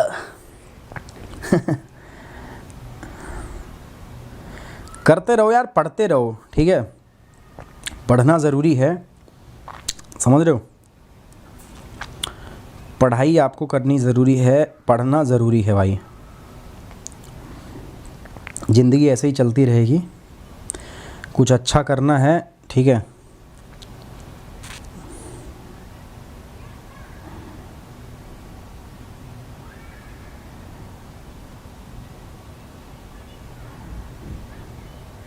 चलिए आगे बढ़े। एक बार लाइक भी कर दो यार, वीडियो को एक लाइक कर दो यार। देखो वैसे तुम्हारी एक जिम्मेदारी बनती है, तुम्हें मैक्सिमम बच्चों को जोड़ना चाहिए, बट तुम आप सपोर्ट नहीं कर रहे हो, ठीक है। और तुम्हारा डर है, शायद हो सकता है तुम्हें लगता हो कि सर पता नहीं कंटिन्यू करेंगे कि नहीं करेंगे। पहले मैं 1 महीने तक बिल्कुल रेगुलर करके दिखाता हूँ आपको, ठीक है, उसके बाद तो करोगे ना। बिल्कुल रेगुलर रहेंगे, कोई भी दिन बीच में मिस हम करेंगे ही नहीं, बिल्कुल एकदम टिप टॉप चलेगा। हाँ, संडे को यार मैं वही क्लास अभी नहीं करूँगा, मैं सोच रहा हूँ संडे को क्लास ना करूँ यार। एक दिन ऐसा मिल जाए ना जिसमें पूरे दिन छुट्टी हो, तो फिर दिमाग रिलैक्स होता है, समझ रहे हो। नेटवर्क रेडीनेस इंडेक्स की बात कर रहे हैं, तो India climb 6 slots, rank 61 on network readiness index 2022। अब देख रहे हो, ये टॉपिक है लाइव मिंट से। अभी चौथा टॉपिक डिस्कस कर रहे हैं और चारों के अलग अलग सोर्स है। इसमें मैं ये बताना चाहता हूं कि आपका इस करंट अफेयर को बनाने के लिए मैं कितना काम कर रहा हूं, कितने अलग अलग सोर्स पे मैं जा रहा हूं, कहां से मैं जाके टॉपिक पढ़ रहा हूं, देख रहा हूं, तब जाके मैं सारे के सारे टॉपिक्स आपके लिए लेके आता हूं जो इंपॉर्टेंट है। और इससे बाहर यार मतलब असंभव है कुछ आना, ठीक है। GS paper 2, important international institutions, agencies and fora, their structure and their mandate. ये जरूरी है जीएस पेपर 2 के हिसाब से। कह रहा है कि India has climbed up 6 place to 61st rank in their network readiness index 2022। कि जो नेटवर्क रेडीनेस इंडेक्स है 2022, इसमें भारत जो है ना वो 6 स्थान ऊपर चढ़ गया। पिछली साल भारत की रैंकिंग थी 67, इस बार भारत की रैंकिंग है 61। नेटवर्क रेडीनेस इंडेक्स क्या होता है, तो इसको हम शॉर्ट फॉर्म में बोलते हैं एनआरआई। एनआरआई का मतलब होता है कि आपका जो नेटवर्क बेस्ड रेडीनेस है, कि जो हमारे देश के अंदर में जो कम्युनिकेशन हम करते हैं, संचार करते हैं, उसका नेटवर्क कितना सुदृढ़ है, किस लेवल पे हमारा नेटवर्क है, तो उसको हम मीजर करते हैं। कुल मिला के 131 देशों की इसमें रैंकिंग की जाती है और 131 देशों में भारत को स्थान कौन सा मिला है दोस्तों, 61वां स्थान मिला, अच्छा रैंक है। It is done on the basis of their performance in 4 different pillar. 4 अलग अलग पिलर्स होते हैं और उन पिलर के अंदर बहुत सारे सब पिलर होते हैं, 100 से ज्यादा पैरामीटर होते हैं जिनके आधार पर रैंकिंग बनती है। 4 बड़े पिलर कौन कौन से हैं दोस्तों? पहला पिलर है पीपल्स, लोग। दूसरा है टेक्नोलॉजी, ठीक है, तकनीक। तीसरा जो है वो है गवर्नेंस, ठीक है, शासन कैसा है। चौथा है इंपैक्ट कवरिंग द टूल्स, ठीक है। तो ये 4 चीजें हैं, ठीक है। 4 पिलर है, people, technology, governance and impact, ठीक है। ये चारों चीज, इनमें कुल मिला के 58 वेरिएबल्स हैं जिनके आधार पर ये रैंकिंग तैयार की जाती है। नेटवर्क रेडीनेस इंडेक्स 2022 जो है ये पोर्टलैंड इंस्टीट्यूट है, सॉरी मैं पोलैंड बोल रहा था, पोर्टलैंड इंस्टीट्यूट है कोई, ठीक है, इसके द्वारा इसको बनाया गया है। ये एक independent not profit non partition research and educational institution है जो वाशिंगटन डीसी के अंदर है। तो बेसिकली एक एनजीओ है, इंडिपेंडेंट ऑर्गेनाइजेशन है और उसने ये रिपोर्ट तैयार की है। नाम क्या है उस इंस्टीट्यूट का? Portland institute. तो पोर्टलैंड इंस्टीट्यूट ने नेटवर्क रेडीनेस इंडेक्स 2022 तैयार किया है। अब इसमें ग्लोबल परफॉर्मेंस क्या है? भारत का तो हमने स्थान देख लिया 61वां है। दुनिया के बाकी देश, तो United State of America it takes the first sport from Netherland 4th। पहला जो स्थान यहां पे रहा है, पहला स्पोर्ट जो रहा है वो यूएस को रहा है। चौथे नंबर पे नीदरलैंड रहा है, ठीक है। मोस्ट नेटवर्क रेडी सोसाइटी रही है। The biggest mover in this index, सबसे ज्यादा जिसने जो आपका बढ़त में हासिल की है, सिंगापुर को दूसरा स्थान मिला है और डेनमार्क ये 6ठे स्थान पर है, फिनलैंड 7वें स्थान पर है, ठीक है, out of the top 5। The other 5 countries that made it the top 10 are Sweden को तीसरा स्थान मिला है, स्विट्जरलैंड को 5वां, जर्मनी को 8वां, साउथ कोरिया को 9वां और नॉर्वे को 10वां।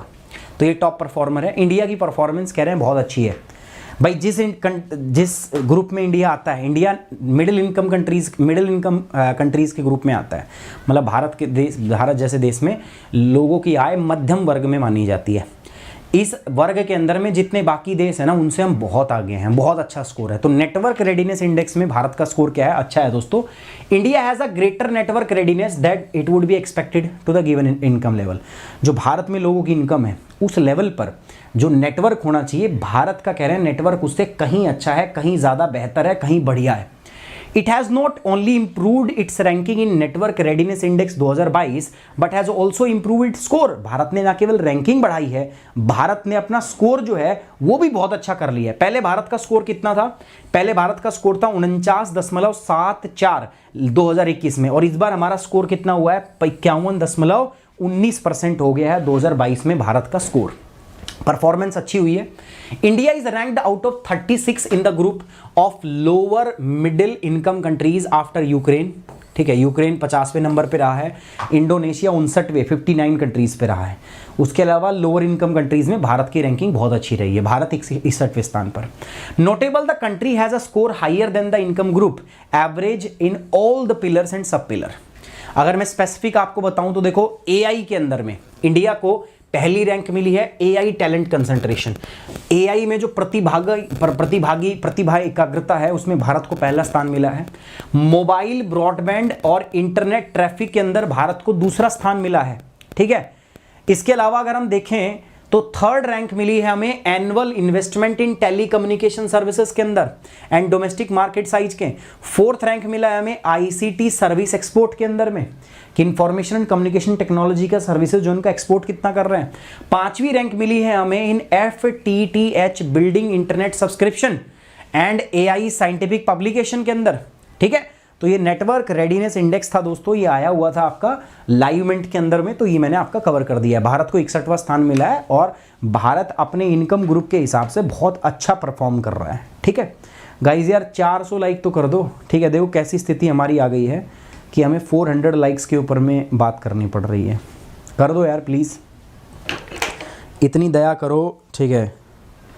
दया करो दोस्तों, दया करो, फटाफट से जाओ यार, शेयर करो, लाइक करो यार वीडियो को, प्लीज़ प्लीज़, बहुत ज़रूरी है। सुबह मॉर्निंग में कितने बच्चे करंट अफेयर जो हमारा एडिटोरियल सेगमेंट है वो नहीं देखते? सुबह मॉर्निंग में हम एडिटोरियल सेक्शन करते हैं मॉर्निंग के अंदर 9 बजे, तो वो भी देखा करो। इस समय पे हमारा जो है वो करंट अफेयर का सेशन चलता है और मॉर्निंग में हमारा एडिटोरियल। चलिए रिलेटेड सर्च पे आ जाते हैं। रिलेटेड सर्च में आपको पढ़ना है about AI, artificial intelligence and cyber security in India. Bharat में साइबर सुरक्षा और आर्टिफिशियल इंटेलिजेंस, दो चीज़ों के बारे में आपको देखना है। आगे बढ़ते हैं मित्रों। प्रीलिम्स में आपसे क्या सवाल पूछा सकता है? पूछ सकते हैं कि यार ये नेटवर्क रेडीनेस इंडेक्स के बारे में, इसके कंपोनेंट कौन कौन से हैं, ग्लोबल परफॉर्मेंस किसकी है, पहले दूसरे तीसरे स्थान पे कौन आया था, भारत की क्या परफॉर्मेंस रही है, इंडिया के अंदर में साइबर सिक्योरिटी से रिलेटेड सवाल पूछे जा सकते हैं, ठीक है। सर्ट इन, ठीक है, सर्ट इन, इस पे सवाल आ ही जाता है 2 साल में एक बार तो, ठीक है। भारत के अंदर में ये साइबर सिक्योरिटी की एक एजेंसी है जो काम कर रही है। तो ये सवाल हैं दोस्तों जो आपके प्रीलिम्स में पूछे जा सकते हैं, पीटी के अंदर में, प्री के अंदर में सवाल आपके बनते हैं, ठीक है। तो ऐसे सवाल बनते हैं तो आप अपने आप को इक्विप रखोगे, है ना। और रिलेटेड सर्च में मैंने बता दिया एआई आर्टिफिशियल इंटेलिजेंस क्या होती है, पढ़ना। और एक इंपॉर्टेंट चीज़ है कि भारत में साइबर सिक्योरिटी को ध्यान में रखते हुए भारत में क्या क्या कदम उठाए गए हैं, क्या क्या नियम बने हैं, क्या क्या कानून बने हैं, किसको ध्यान में रखते हुए दोस्तों, साइबर सिक्योरिटी को ध्यान में रखते हुए, ठीक है। चलिए आगे बढ़ते हैं। एक सवाल मैंने दिया है आपको, सॉल्व कीजिए। Consider the following statement, C band spectrum is the middle of the radio spectrum with frequency bands of 3.7 to 3.98 gigahertz and it supports 5G services. A radio altimeter is an instrument that is used in measuring the frequency of 5G signals at the mobile signal tower. कौन सा statement इसमें सही है? जल्दी बताओ मुझे, कौन सा स्टेटमेंट इसमें सही है, फटाफट बताओगे मुझे जल्दी से।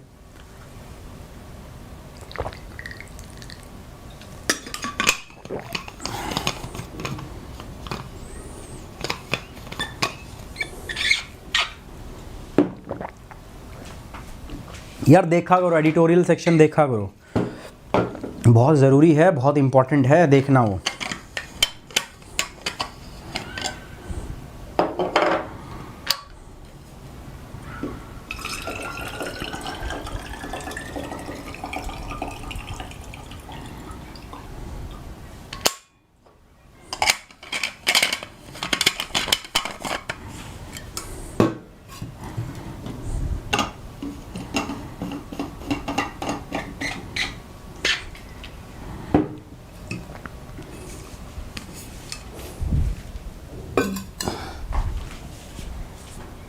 सी, चलिए देखते हैं सी सही है कि नहीं है। ए सही है। हट, कुछ भी तुक्के ठोकते हो, सारे के सारे सी सी सी सी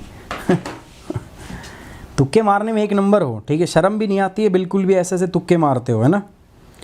तुक्का भी ऐसा मारते हो जिसका हाथ ना पैर है, आसपास भी नहीं होता उसके। ऐसा काहे करते हो रे तुम?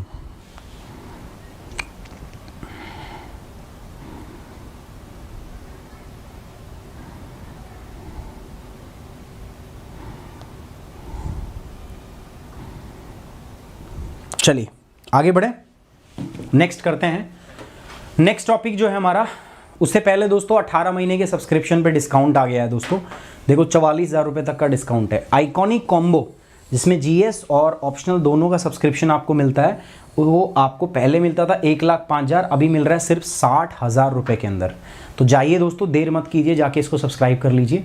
प्लस कॉम्बो की बात करते हैं तो ये आपको 54,990 के अंदर मिल रहा है, तो इसको भी जाके कर लीजिए। 18 मंथ का सब्सक्रिप्शन है, अर्ली बर्ड ऑफर है, फटाफट जाओ, कोड लगाना है सुमित10। जिस भी बच्चे को सब्सक्राइब करना है दोस्तों, कमेंट बॉक्स की तरफ नज़र डालिए। कमेंट बॉक्स के अंदर में आपको एक गूगल फॉर्म दिख रहा होगा, उसको ओपन कीजिए, फॉर्म भर दीजिए, मेरी टीम आपसे संपर्क कर लेगी और आपको पूरा का पूरा जो है हेल्प और गाइडेंस, असिस्टेंस जो भी चाहिए वो दे देगी, ठीक है। जिसको लोन कराना है सब आपका हो जाएगा। अब जब लोन की बात आती है तो सॉफ्ट लोन की हम बात करते हैं। एक टर्म सुनिए आपने, लाइन ऑफ क्रेडिट, जिसको हम लाइन ऑफ LOC तो नहीं कहेंगे, लाइन ऑफ क्रेडिट होता है। लाइन ऑफ क्रेडिट का मतलब क्या होता है, देखो मैं बताता हूँ। जैसे श्रीलंका भी हमारा पड़ोसी देश है, अभी श्रीलंका के अंदर में इकोनॉमिक क्राइसिस आया था, तुम्हें पता ही, थोड़े दिन पहले हमने डिस्कस किया था। अब ऐसी स्थिति में श्रीलंका को पैसे की बहुत ज़रूरत होती है ना। अब श्रीलंका हमारा अच्छा पड़ोसी देश है, हमारे संबंध बढ़िया हैं, लेकिन जहाँ बात पैसे की आती है ना, तो पैसा तो यार अच्छे मतलब भाई से भाई को लड़वा दे, पैसा एक ऐसी चीज़ होती है ना। ये बना ही एक ऐसी चीज़ थी, बहुत गंदी चीज़ बनाई है। तो जब जिस देश को पैसे की ज़रूरत होती है, हम ऐसे तो कहते कि ठीक है भाई श्रीलंका हमारा दोस्त है, हम तुम्हारी सारी मदद करेंगे, लेकिन इकोनॉमिक क्राइसिस से निपटने के लिए सिर्फ मदद काफ़ी नहीं है, पैसा ज़रूरी होता है ना।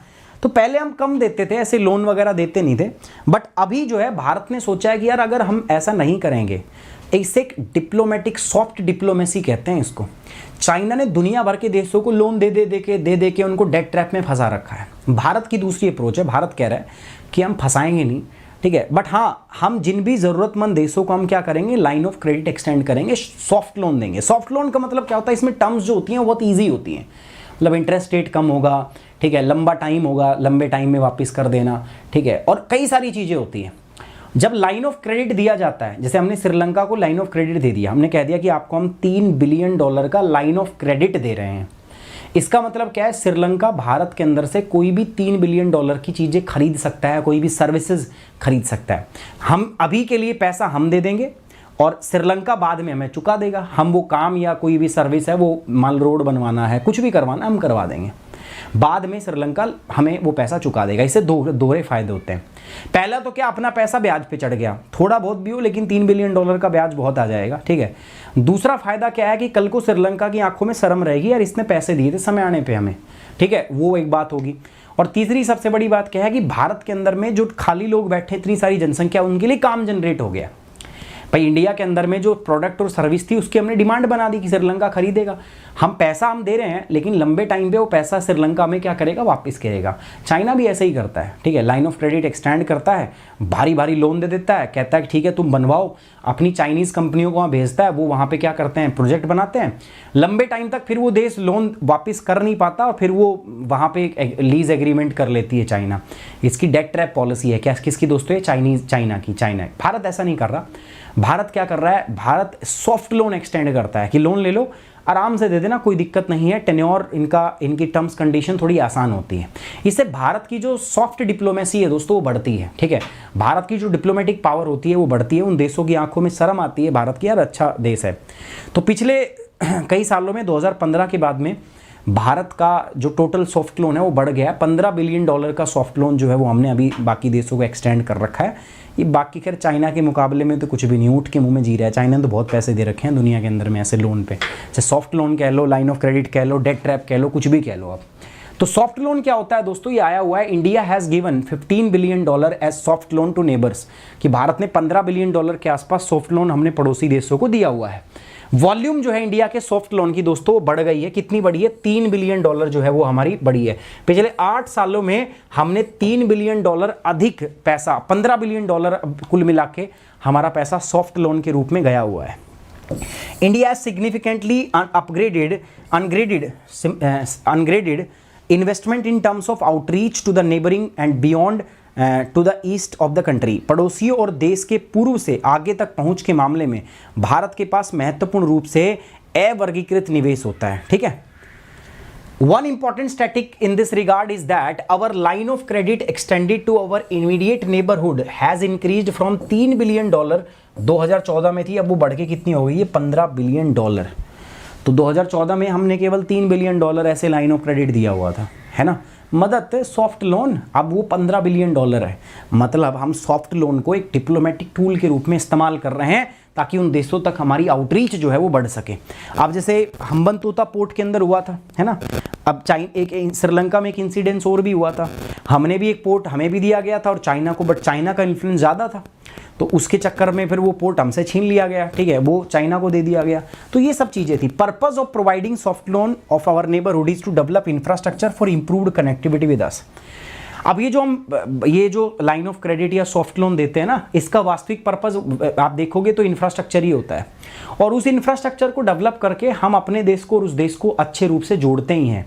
तो एक अच्छी चीज़ है, दोनों देशों के बीच में कनेक्टिविटी बढ़ती है, ठीक है, दोनों देशों के बीच में संबंध अच्छे होते हैं, अगला देश हमारी शर्म करेगा कि यार लोन दिया था, ठीक है, साथ ही साथ में भारत की कंपनियां ही वो जाके वो काम करती हैं, ठीक है। तो ये एक अच्छी बात है। मान लो अब श्रीलंका के अंदर में फूड क्राइसिस आया था, तो हम चाइना कह देगी ना, श्रीलंका कह देगी ठीक है, हम आपको 1 बिलियन लाइन ऑफ क्रेडिट दे रहे हैं, आप फूड खरीद लो। तो वो जो श्रीलंका है वो फूड भारत से खरीदेगा, पेमेंट कौन दे देगा, भारत दे देगा कुछ समय के लिए, ठीक है, लेकिन बाद में वो चुकाएगा। तो इंडिया के जो किसान हैं उनका फूड ग्रेन चला गया ना, बिक गया ना अच्छे दाम पे। तो ये एक फायदा होता है लाइन ऑफ क्रेडिट का, बाद में पैसा आ ही जाएगा। सॉफ्ट लोन जो है it's basically a loan which is comparatively lenient terms and conditions as compared to other loan available in the market। देखो ये जो लोन होता है थोड़ा सा आसान ऋण होता है इसके अंदर, ठीक है, बाकी बाजार के अंदर में जो ऋण उपलब्ध होते हैं उनकी तुलना में इसकी शर्तें उदार होती है, नियम इतने सख्त नहीं होते, ये इसकी खास बात है। These easier condition might be in the form of lower interest rate। आप कहोगे सर इजी कंडीशन का मतलब क्या है, लीनियंट कंडीशन का मतलब क्या है, हो सकता है लोन की जो ब्याज दर है वो कम हो, या हो सकता है टाइम पीरियड बड़ा हो, या हो सकता है किसी प्रकार का फाइन पेनल्टी वगैरह ऐसा कुछ ना हो। तो इसमें हम इसको कहते हैं कि थोड़ी सी लॉन्ग टर्म लीनियंट होती है। The repayment of the soft loan might also include interest holiday. भाई इन नरम ऋणों के अंदर में हम ऐसे भी कह देते हैं कि ठीक है भाई 2 साल के लिए आपका ब्याज माफ, इंटरेस्ट हॉलीडे भी हम दे देते हैं, है ना। This process of extending soft loan is also known as soft financing और कंसेशनल फंडिंग। तो ये सॉफ्ट लोन देने की जो प्रक्रिया है इसको हम सॉफ्ट फाइनेंसिंग या रियायती फंडिंग के रूप में भी जानते हैं।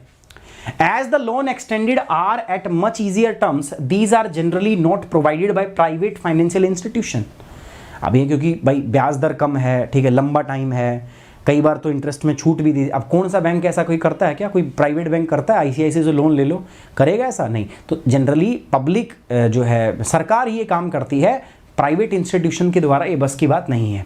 दे are primarily provided by the government agency. तो मुख्यतः सॉफ्ट लोन जो है वो गवर्नमेंट एजेंसी के द्वारा ही दिए जाते हैं।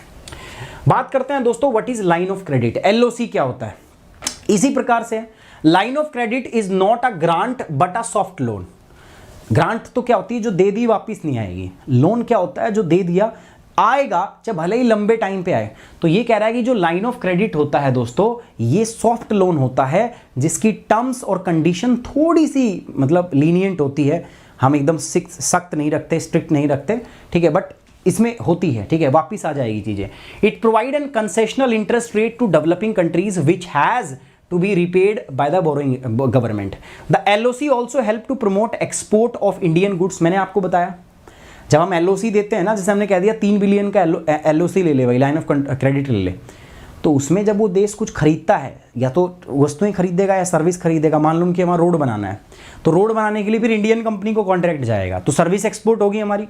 अगर हमने फूड ग्रेन के लिए काम ने कहा श्रीलंका अच्छा फूड क्राइसिस है, ठीक है भाई, भारत में इतने $1 बिलियन हम आपको लाइन ऑफ क्रेडिट दे रहे हैं, तुम इतने का अनाज भारत से खरीद सकते हो। तो वो खरीदेगा, तो भारत के किसान जो गुड्स हैं वो बिक गई, तो अल्टीमेटली फायदा, ठीक है, इधर भारत का होता है। भारत के गुड्स और सर्विस की डिमांड जो होती है वो बढ़ जाती है। आगे बढ़ते हैं दोस्तों, नेक्स्ट टॉपिक है हमारे पास ग्रेट नॉट। देखो अब सर्दियों का समय चल गया है, उत्तरी गोलार्ध में, नॉर्दर्न हेमिस्फीयर में सर्दियां आ गई, नवंबर आ गया है, आपके यहाँ पे भी ठंड आपको महसूस होती ही होंगी। अब जो पक्षी हैं उनको भी होती है भाई। ये ग्रेट नोट एक साइबेरिया का पक्षी है। अभी थोड़े दिन पहले मैंने एक और भी बोला था ना, वो उसका नाम क्या था, 2 दिन पहले ही हमने डिस्कस किया था, एक चिड़िया थी वो साइबेरिया के अंदर में टाइगर फॉरेस्ट के अंदर में वो, ठीक है, अपना घोंसला वोसला बनाती थी, ठीक है। क्या है यार उसका नाम बताओगे आप मुझे एक बार, मेरे को अभी ध्यान नहीं आ रहा, मैंने अभी पढ़ाई थी थोड़े दिन पहले, मैं एक बार देखता हूँ, रुको।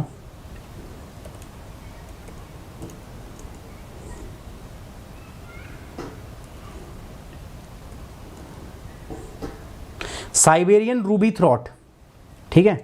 क्या थी हमारे पास, साइबेरियन रूबी थ्रॉट, याद है आपको? नहीं याद होगी, ठीक है। मैंने आपको पढ़ाई थी, साइबेरियन रूबी थ्रॉट नाम था। तो साइबेरियन रूबी थ्रॉट जो है अभी माइग्रेट करके आई थी नीलगिरी की पहाड़ियों पे, उनको देखा गया था। कितने बच्चों को पता है ये बात, याद है थोड़ी बहुत? साइबेरियन रूबी थ्रॉट को यहाँ पे देखा गया था, स्पॉट किया गया था। तो ऐसे ही अब ग्रेट नोट आई है, ये पक्षी है, ये आया है। तो ये देखो कामचटका प्लेटू है इधर, बिल्कुल यहाँ पे साइबेरिया के अंदर, ईस्ट साइबेरिया के अंदर यहाँ पे मिलता है। तो यहाँ से ये पार करके अब यहाँ पे आया है। तो इन हिस्सों के अंदर में आके अब ये नेस्टिंग करेगा। इंडिया भी है तो यहाँ पे आके अब यहाँ पे नेस्टिंग करेगा। तो इसको यहाँ पे, ठीक है, केरल के अंदर में स्पॉट किया गया ग्रेट नोट को। Great knot sighting untangles a migration mystery. तो कह रहा है इसका भारत के अंदर आना, ठीक है, एक प्रकार की जो माइग्रेशन मिस्ट्री है उसको सुलझाता है। देखो पैर पे कुछ लगा हुआ है, ट्रैक करने के लिए है ये यंत्र, इसको ट्रैक किया गया है वहाँ से यहाँ आई है ना, देखो पैर पे बांध रखा है ना हमने। तो हम कुछ जानकारियाँ इकट्ठी करते हैं इससे। A great knot from Russia belonging to endangered Calidris tenuirostris, ठीक है, has found its way to Kerala coast. तो ये उड़ के केरला में आई है और ये एंडेंजर्ड स्पीसीज हैं दोस्तों, है ना। तो मतलब 9000 किलोमीटर ये उड़ के आई हैं। क्यों आई है पता है? वहाँ बहुत ज़्यादा ठंड है, उधर की ठंड ना बर्दाश्त के बाहर है, इतनी ज़्यादा ठंड है वहाँ पे। तो ये वहाँ से अब इधर आ गई, ठंड में इधर रहेंगी दोबारा, उसके बाद में माइग्रेट। सोचो 9000 किलोमीटर उड़ के आई हैं ये, सही है यार, ठंड से बचने के लिए। ग्रेट नोट की बात करें तो एक इंटरनेशनल माइग्रेटरी बर्ड है, ठीक है। ये प्रवासी पक्षी है जो उत्तरी गोलार्ध के प्रजनन के मैदानों क्या कह रहा है कि migratory bird that travel vast distance between the northern hemisphere breeding grounds and southern hemisphere summer feeding grounds. मतलब ये जन्म देते हैं अपने बच्चों को कहाँ पे, वहीं पे कामचटका प्लेटू उधर साइबेरिया में। लेकिन उनको जब वो बड़े हो जाते हैं तो ठंड से बचाने के लिए खाना वाना उनको यहाँ पे लाके खिलाया जाता है समर एरियाज़ के अंदर, जहाँ उतनी गर्मी नहीं हो, उतनी ठंड ना हो। बट साइबेरिया के मुकाबले तो अपने यहाँ कुछ ठंड होती ही नहीं है। The great note is a medium size शोर बर्ड। तो ये समुद्र तट के पास में पाया जाता है, किनारों के आसपास पाई जाती है। मीडियम साइज होता है इसका, with a straight slender bile of medium length and a heavily streak head and neck. तो लंबी चोंच होती है इसकी, ठीक है, और मीडियम मतलब ज़्यादा बड़ी भी नहीं होती, और इसकी चोंच होती है, और ये यहाँ पे पाया जाता है भारत के इधर आता है। They are distributed around coastal area in many part of Australia during the southern summer. जब दक्षिणी गोलार्ध में सर्दी चल रही है, जैसे अभी दक्षिणी गोलार्ध में सर्दी है, ऑस्ट्रेलिया में भी सर्दी चलेगी, है ना। नॉर्दर्न हेमिस्फीयर में ठंडी है तो सदर्न हेमिस्फीयर में गर्मी होगी। तो ये पक्षी जो है हमें ऑस्ट्रेलिया के कई भागों में देखने को मिलता है। अब जैसे हमें केरला में देखने को मिला है, तो वो साउथ में जा रहा होगा, थोड़ी देर रुक गया होगा बैठने में।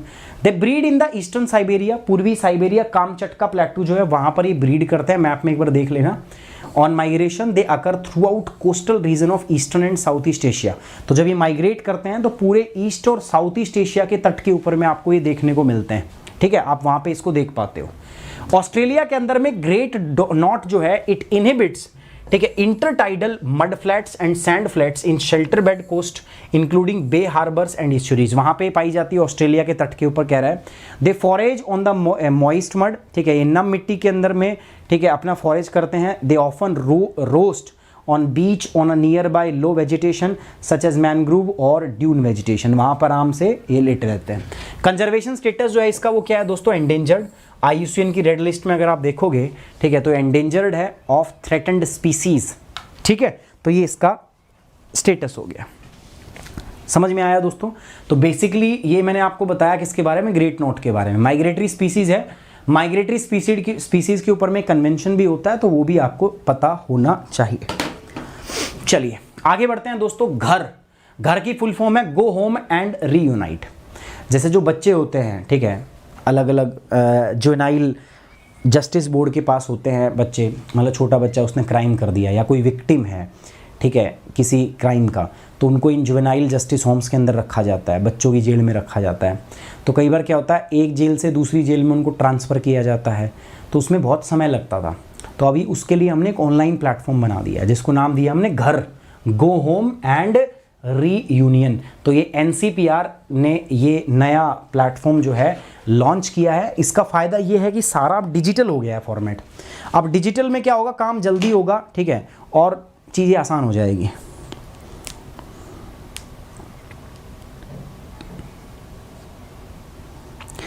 थैंक यू यार, thank you Preksha Singh, thank you very much. आप ना केवल ज्योग्राफी मैं आपसे रिकमेंड करूंगा, ठीक है, मैं आपको सजेशन दूंगा कि ज्योग्राफी के अलावा मेरे एनवायरनमेंट की क्लास भी हैं, है ना, वो भी देखिएगा आप। उसके अलावा मैं करंट अफेयर और एडिटोरियल भी करा रहा हूँ, तो एक बार आप क्लास करके ज़रूर देखिए। मेरा जो करंट अफेयर है जो अभी मैं कर रहा हूँ, रोज़ हम शाम को 5 बजे करते हैं। मैं कह रहा हूँ कि इससे बाहर आपको यूपीएससी में कुछ नहीं आएगा। और अभी हम बहुत जल्दी पॉलिटी की क्लासेस भी करेंगे। पॉलिटी हो गया, ठीक है, आपका इकोनॉमिक्स हो गया, मैं उनकी क्लासेस भी जल्दी शुरू करने वाला हूँ, ठीक है, वेरी सून, बहुत जल्दी।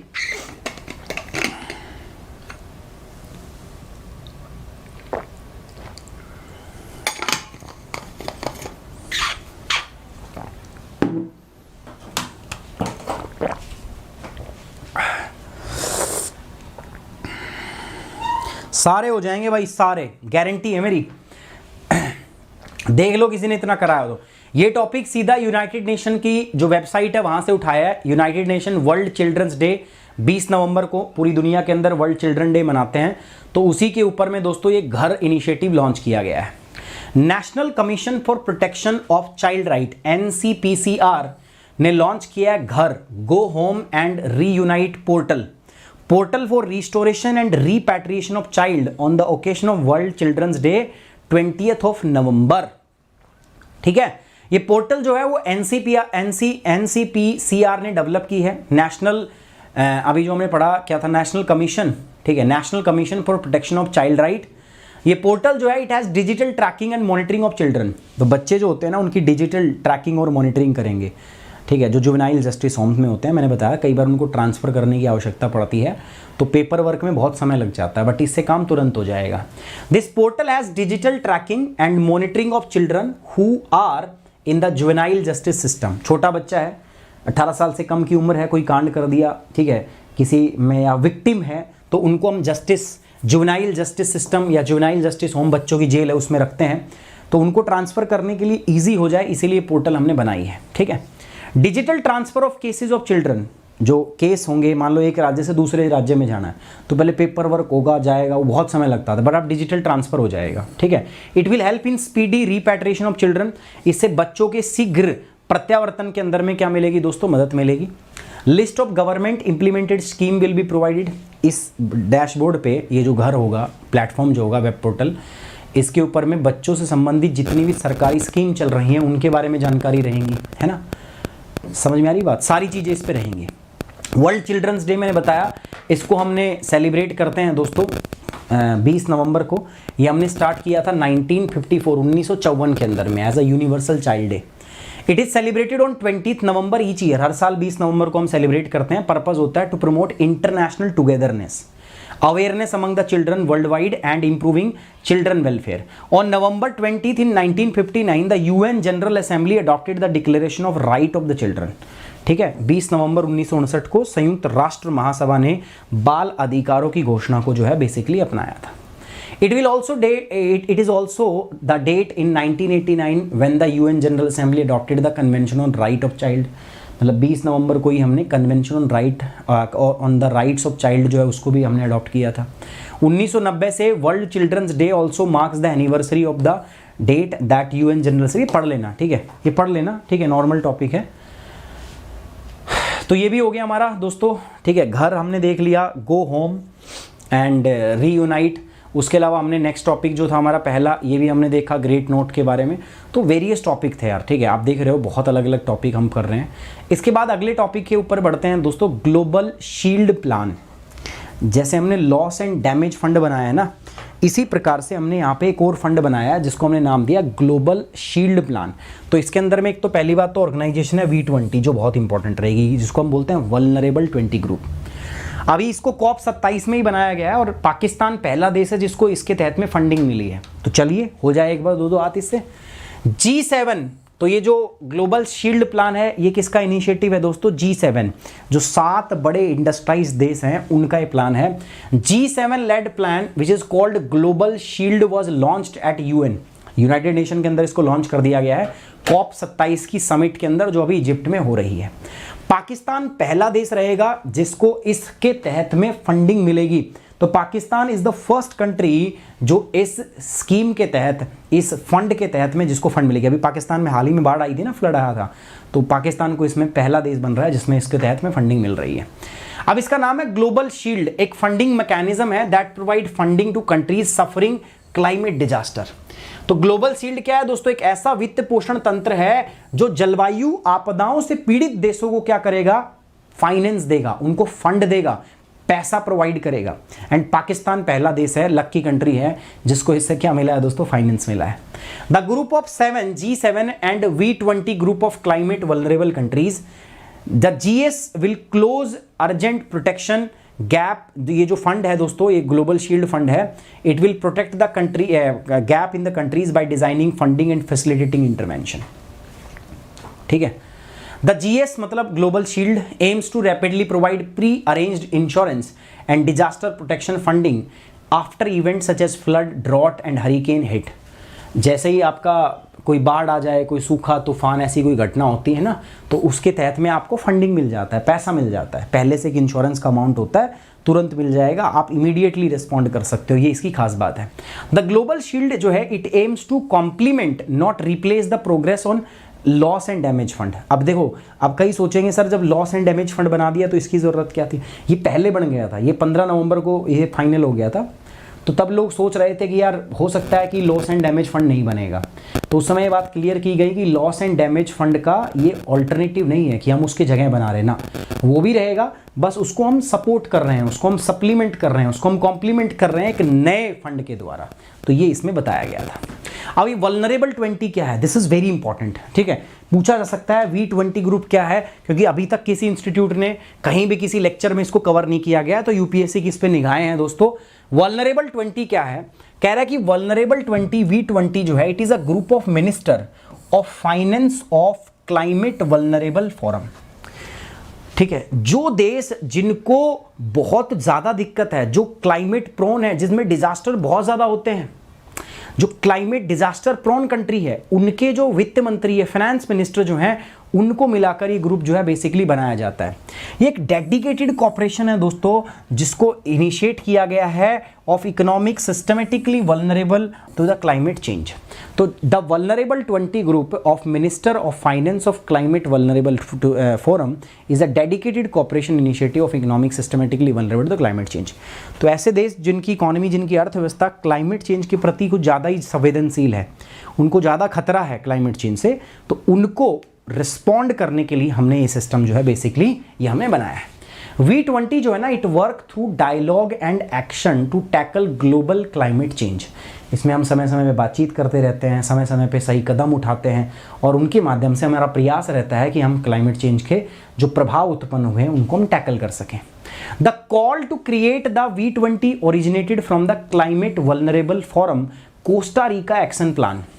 2013 से 15 का जो कोस्टा रिका एक्शन प्लान था, वहाँ से पहली बार इस फंड को बनाने की डिमांड हुई थी, और ये जो V20 ग्रुप है ये 2015 के अंदर में स्थापित हो गया था।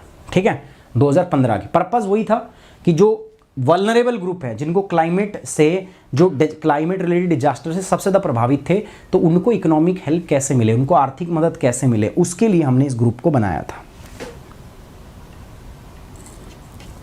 ठीक है, समझ में आ रही बात दोस्तों?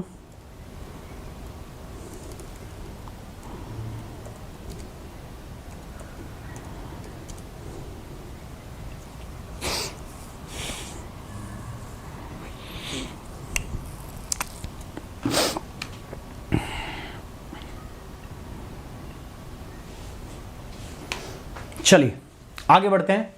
तो अभी एक अच्छा ऑफर है दोस्तों, देखो 18 महीने के सब्सक्रिप्शन पे अगर प्लस कॉम्बो देखें जिसमें GS प्लस ऑप्शनल है, तो इसका प्राइस था 81,000, अब घट के कितना हो गया है? 54,000 सिर्फ। ऐसे आइकॉनिक कॉम्बो था तो इसका प्राइस 1,05,000 से घट के 60,999 हो गया है।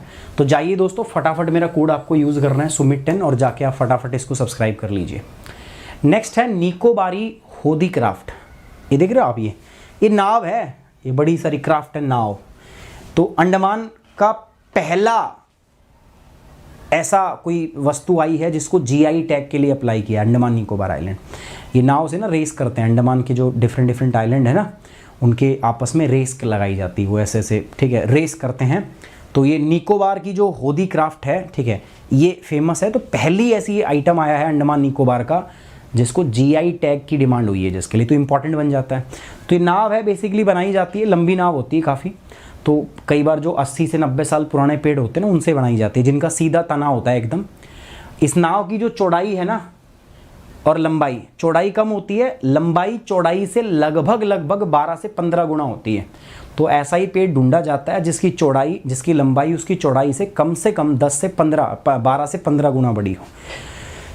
इसको बनाने का जो हुनर है वो इनके एंसेस्टर से आया है, मतलब इनके फोर फादर जो है ये काम करते थे, अब ये करने लगे हैं, ठीक है। अलग अलग फेस्टिवल्स होते हैं, उनके ऊपर में इस बोट टाइप की जो चीज़ है इसका इस्तेमाल किया जाता है। आपस में जो आइलैंड के जो लोग हैं ना, ये आपस में इससे रेस लगाते हैं, ठीक है। चलिए, अंडमान होदी craft. Andaman and Nicobar first application for geographical indication tag is for the Nicobari होदी क्राफ्ट। क्या कह रहा है दोस्तों, Andaman Nicobar first application for geographical indication tag for Nicobari होदी क्राफ्ट। तो ये भौगोलिक संकेत टैग के लिए अंडमान निकोबार की तरफ से पहला आवेदन आया है। द होदीज निकोबार ट्राइब ट्रेडिशनल क्राफ्ट, इनकी एक पुरानी बोट है, ठीक है, जो निकोबार के लोग इस्तेमाल करते हैं, ठीक है ना। तो ये अंडमान निकोबार के जो आइलैंड है उनके ऊपर में इस्तेमाल किया जाता है। द होदीज बिल्ट यूजुअली इधर लोकली अवेलेबल ट्री, जो स्थानीय जो ट्री होता है उससे बनाई जाती है, या आसपास के आइलैंड के ऊपर में जो पेड़ होता है ना, जो इसके लिए परफेक्ट हो, उससे ये बनाई जाती है। इसके बनाने के लिए जो टेक्निकल स्किल्स होती हैं वो भाई आपके दादा परदादा से ही आपको मिलती है, उसी स्किल का इस्तेमाल करके आप इस प्रकार की जो है आर्ट वो आप बनाते हो।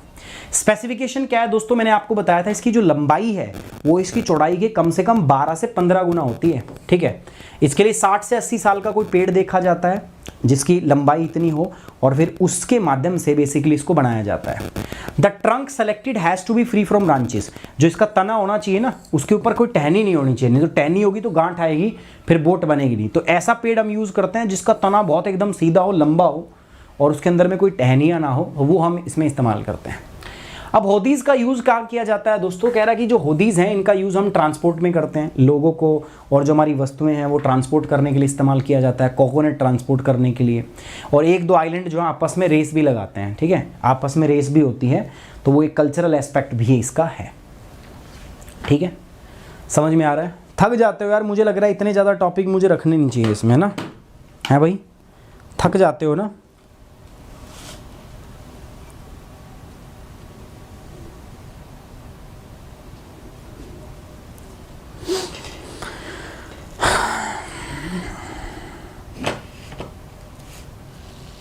चलिए, नेक्स्ट है हमारा सांगाई फेस्टिवल, ठीक है। सांगाई फेस्टिवल पे बात करते हैं, अगला टॉपिक है हमारा सांगाई फेस्टिवल 2020। ये मणिपुर का फेस्टिवल है, ठीक है। सांगाई फेस्टिवल जो है वो मणिपुर का फेस्टिवल है एक दोस्तों, हर साल मणिपुर में होता है, 2 साल नहीं हुआ था, 2019 के बाद 20 और 21 में नहीं हुआ था, 2022 में इसको किया जा रहा है। तो हमारे जो यूनियन मिनिस्टर हैं टूरिज़्म के, कल्चर एंड टूरिस्ट मिनिस्टर, ठीक है, कृष्ण रेड्डी साहब, तो उन्होंने इसका उद्घाटन कर दिया है। तो ये एक फेस्टिवल है, टूरिज़्म फेस्टिवल है, ठीक है, मणिपुर इसको होस्ट कर रहा है, ठीक है, और सबसे बड़ा फेस्टिवल है मणिपुर का। तो ये जो नाम रखा गया है ना सांगाई फेस्टिवल, ये एक हिरण के ऊपर रखा गया है, स्टेट एनिमल है मणिपुर का, तो उसके नाम पे इसका नाम जो है वो बेसिकली रखा गया है। तो चलिए बात कर लेते हैं इस पर, ठीक है। द हिंदू में आया हुआ, इंडियन एक्सप्रेस में आया हुआ था, Manipur all set to host its biggest tourism festival from Monday, कि मणिपुर एकदम तैयार हो गया अपना सबसे बड़ा और बिगेस्ट टूरिज्म फेस्टिवल सेलिब्रेट करने के लिए। Manipur biggest tourism festival, Manipur Sangai festival is set to be inaugurated in the grand manner Monday से शुरू हो गया, मतलब आज से शुरू हो गया है दोस्तों। ये आपका बीच में 2 साल नहीं चला था, बट अब ये चल गया है। अब ये 11वां एडिशन है, 10 दिन चलेगा, ये 11वां एडिशन है, मतलब 10 इससे पहले इवेंट हो चुके हैं, ये 11वां है। और इसका उद्घाटन कर दिया है हमारे जो टूरिज्म मिनिस्टर हैं जी कृष्ण रेड्डी साहब जो हैं, उन्होंने, ठीक है, इसका उद्घाटन कर दिया गया है दोस्तों, ठीक है। कहाँ पर दोस्तों, बिष्णुपुर जिले जो है उसका मोइरांग खुनो जगह है वहाँ पर जाके इसको जो है उद्घाटन किया है। इस बार का थीम जो है इस एडिशन का वो है फेस्टिवल ऑफ वननेस, ये इसका थीम है। इस वर्ष के संस्करण का जो विषय है वो है एकता का त्योहार, ये इसका थीम है। This time the festival will be held in 13 venues, 13 अलग अलग जगहों पे इसको करने हैं, किया जाएगा 13 अलग अलग वेन्यू पे। 6 डिस्ट्रिक्ट होंगे मणिपुर के जहाँ पर ये हो रहा है। Making it an all Manipur festival and showcasing the culture of all communities. तो इसको एक मणिपुर का एक स्टेट फेस्टिवल के रूप में काइंड ऑफ सेलिब्रेट किया जा रहा है, जिसमें सारी कम्युनिटी को इसमें शामिल किया जाएगा। द इंडिजिनस सागोल का, अरे पोलो देखा आपने, वो पोलो गोल्फ खेलते हैं, गोल्फ, तो वो जो गोल्फ खेलते हैं ना, ठीक है, वो इससे डेवलप हुआ है, जिसको बोलते हैं सांगोल कांजेई, ठीक है। स्वदेशी संगोल कांजेई एक खेल है जो आजकल मॉडर्न डे पोलो के रूप में खेला जाता है दोस्तों, ठीक है। वो भी इस उत्सव के दौरान जो है वो प्रदर्शित किया जाएगा। इसका जो नाम है सांगाई फेस्टिवल, तो मैंने बताया एक सांगाई हिरण है, डियर है, जो मणिपुर का स्टेट एनिमल भी है, तो उसके नाम के ऊपर में नाम रखा गया है। The festival has been named after the Sangai deer, Manipur state animal. इस उत्सव का नाम मणिपुर के राजकीय पशु संगाई हिरण के नाम पे रखा गया है। संगाई जो एक एंडेमिक और एंडेंजर्ड सब स्पीसीज है दोस्तों, ठीक है, जो आपका मणिपुर के अंदर पाया जाता है, और ये मणिपुर का स्टेट एनिमल भी है। It is found in its natural habitat only at, तो ये आपको सिर्फ और सिर्फ केबुल लामजाओ जो नेशनल पार्क है, जो फ्लोटिंग नेशनल पार्क है दोस्तों, इसको बोलते हैं Keibul Lamjao national park. This is the floating park, India का एकमात्र फ्लोटिंग नेशनल पार्क है दोस्तों, तैरता हुआ। तो ये यहाँ पे ये हिरण जो है पाया जाता है, एकमात्र यही जगह है जहाँ पाया जाता है, ठीक है। तो ठीक है दोस्तों, एक अभी ऑफर चल रहा है जिसपे आपको अप टू 44,000 44,000 रुपये तक का डिस्काउंट जो है दोस्तों आपको मिल रहा है। जल्दी जाओ जल्दी पाओ, ऑफर है, ठीक है, लेट करोगे तो मिलेगा नहीं। तो इस ऑफर के तहत में आप मेरा कोड यूज़ कर सकते हो, मेरा कोड है सुमित10। 18 मंथ का सब्सक्रिप्शन आपको मिलेगा। इस सब्सक्रिप्शन के लिए मैंने आपको बताया आप प्लस कॉम्बो और आइकॉनिक कॉम्बो, मतलब जीएस प्लस ऑप्शनल दोनों के लिए इसका इस्तेमाल कर सकते हो। 81,000 रुपये प्राइस है, आपको मिलेगा 54,999 रुपये में। और आइकॉनिक कॉम्बो जो है 1,05,000 इसका प्राइस है, आपको 60,000 रुपये के अंदर में मिल जाएगा। तो जाइए दोस्तों, फटाफट जाके कोड यूज़ कीजिए आप मेरा सुमित10, और फटाफट आज ही जाके इसको क्या कर लीजिएगा, सब्सक्राइब। ऑन दिस नोट दोस्तों आगे बढ़ते हैं। सब्सक्रिप्शन 2 प्रकार के होते हैं, एक होता है प्लस और एक होता है कॉम्बो। देखो दोनों के लिए ही आपको मेरा कोड ध्यान रखना है, मेरा कोड है सुमित10, चाहे वो आइकॉनिक हो चाहे वो हो ये कॉम्बो हो, सुमित10 कोड आप याद रखोगे, ठीक है। दोनों में जब भी आपकी अनअकैडमी के रिप्रेजेंटेटिव से बात होती है ना, कॉल करते हैं आपको, साफ बोल दो कि यार मुझे सुमित10 कोड लगाना है। वो पूछेंगे आपसे, साफ बोल दो कि मुझे सुमित सर की गाइडेंस चाहिए, मुझे उनका कोड। अगर आप नहीं लगाओगे तो I am not able to help you. तो आपको मेरा कोड जो है यूज़ करना है और तभी जाके आपको सब्सक्राइब करना है। जिन बच्चों को बस मेरी टीम से बात करनी है, मैंने बताया ऊपर देखो कमेंट बॉक्स में गूगल फॉर्म है, वो फॉर्म भर दीजिए, आपको जो है मेरे रिप्रेजेंटेटिव कॉल कर लेंगे और आपको सारी चीज़ समझा दी जाएगी पूरी तरीके से। दोनों में फ़र्क ये है, यहाँ पर्सनल गाइडेंस मिलता है जो कि प्लस में नहीं होता है, ठीक है। ध्यान रखिएगा, प्लस और आइकॉनिक सब्सक्रिप्शन 2 हैं। ये जीएस के सब्सक्रिप्शन की फीस है, 1 साल 1.5 साल 2 साल 3 साल, मेरा कोड लगाते ही डिस्काउंट मिल जाएगा। ये आइकॉनिक की फीस है, कोड लगाते ही डिस्काउंट मिल जाएगा, ठीक है। ये ऑप्शनल की है दोस्तों, तो जाइए देर मत कीजिएगा, फटाफट जाके सब्सक्राइब कीजिए अनअकैडमी को आज ही, ठीक है। Now on this note we are ending this session. Thank you very much, take care, bye bye, जय हिंद। अभी मैं टेलीग्राम का मेरा जो लिंक मैं दे देता हूँ, इसको ज्वाइन कर लीजिएगा टेलीग्राम को, पीडीएफ आपको यहीं पे मिलेगी। तो जाइए दोस्तों फटाफट टेलीग्राम से जुड़ जाइए। On this note I am ending this session. Thank you very much, take care, bye bye, जय हिंद।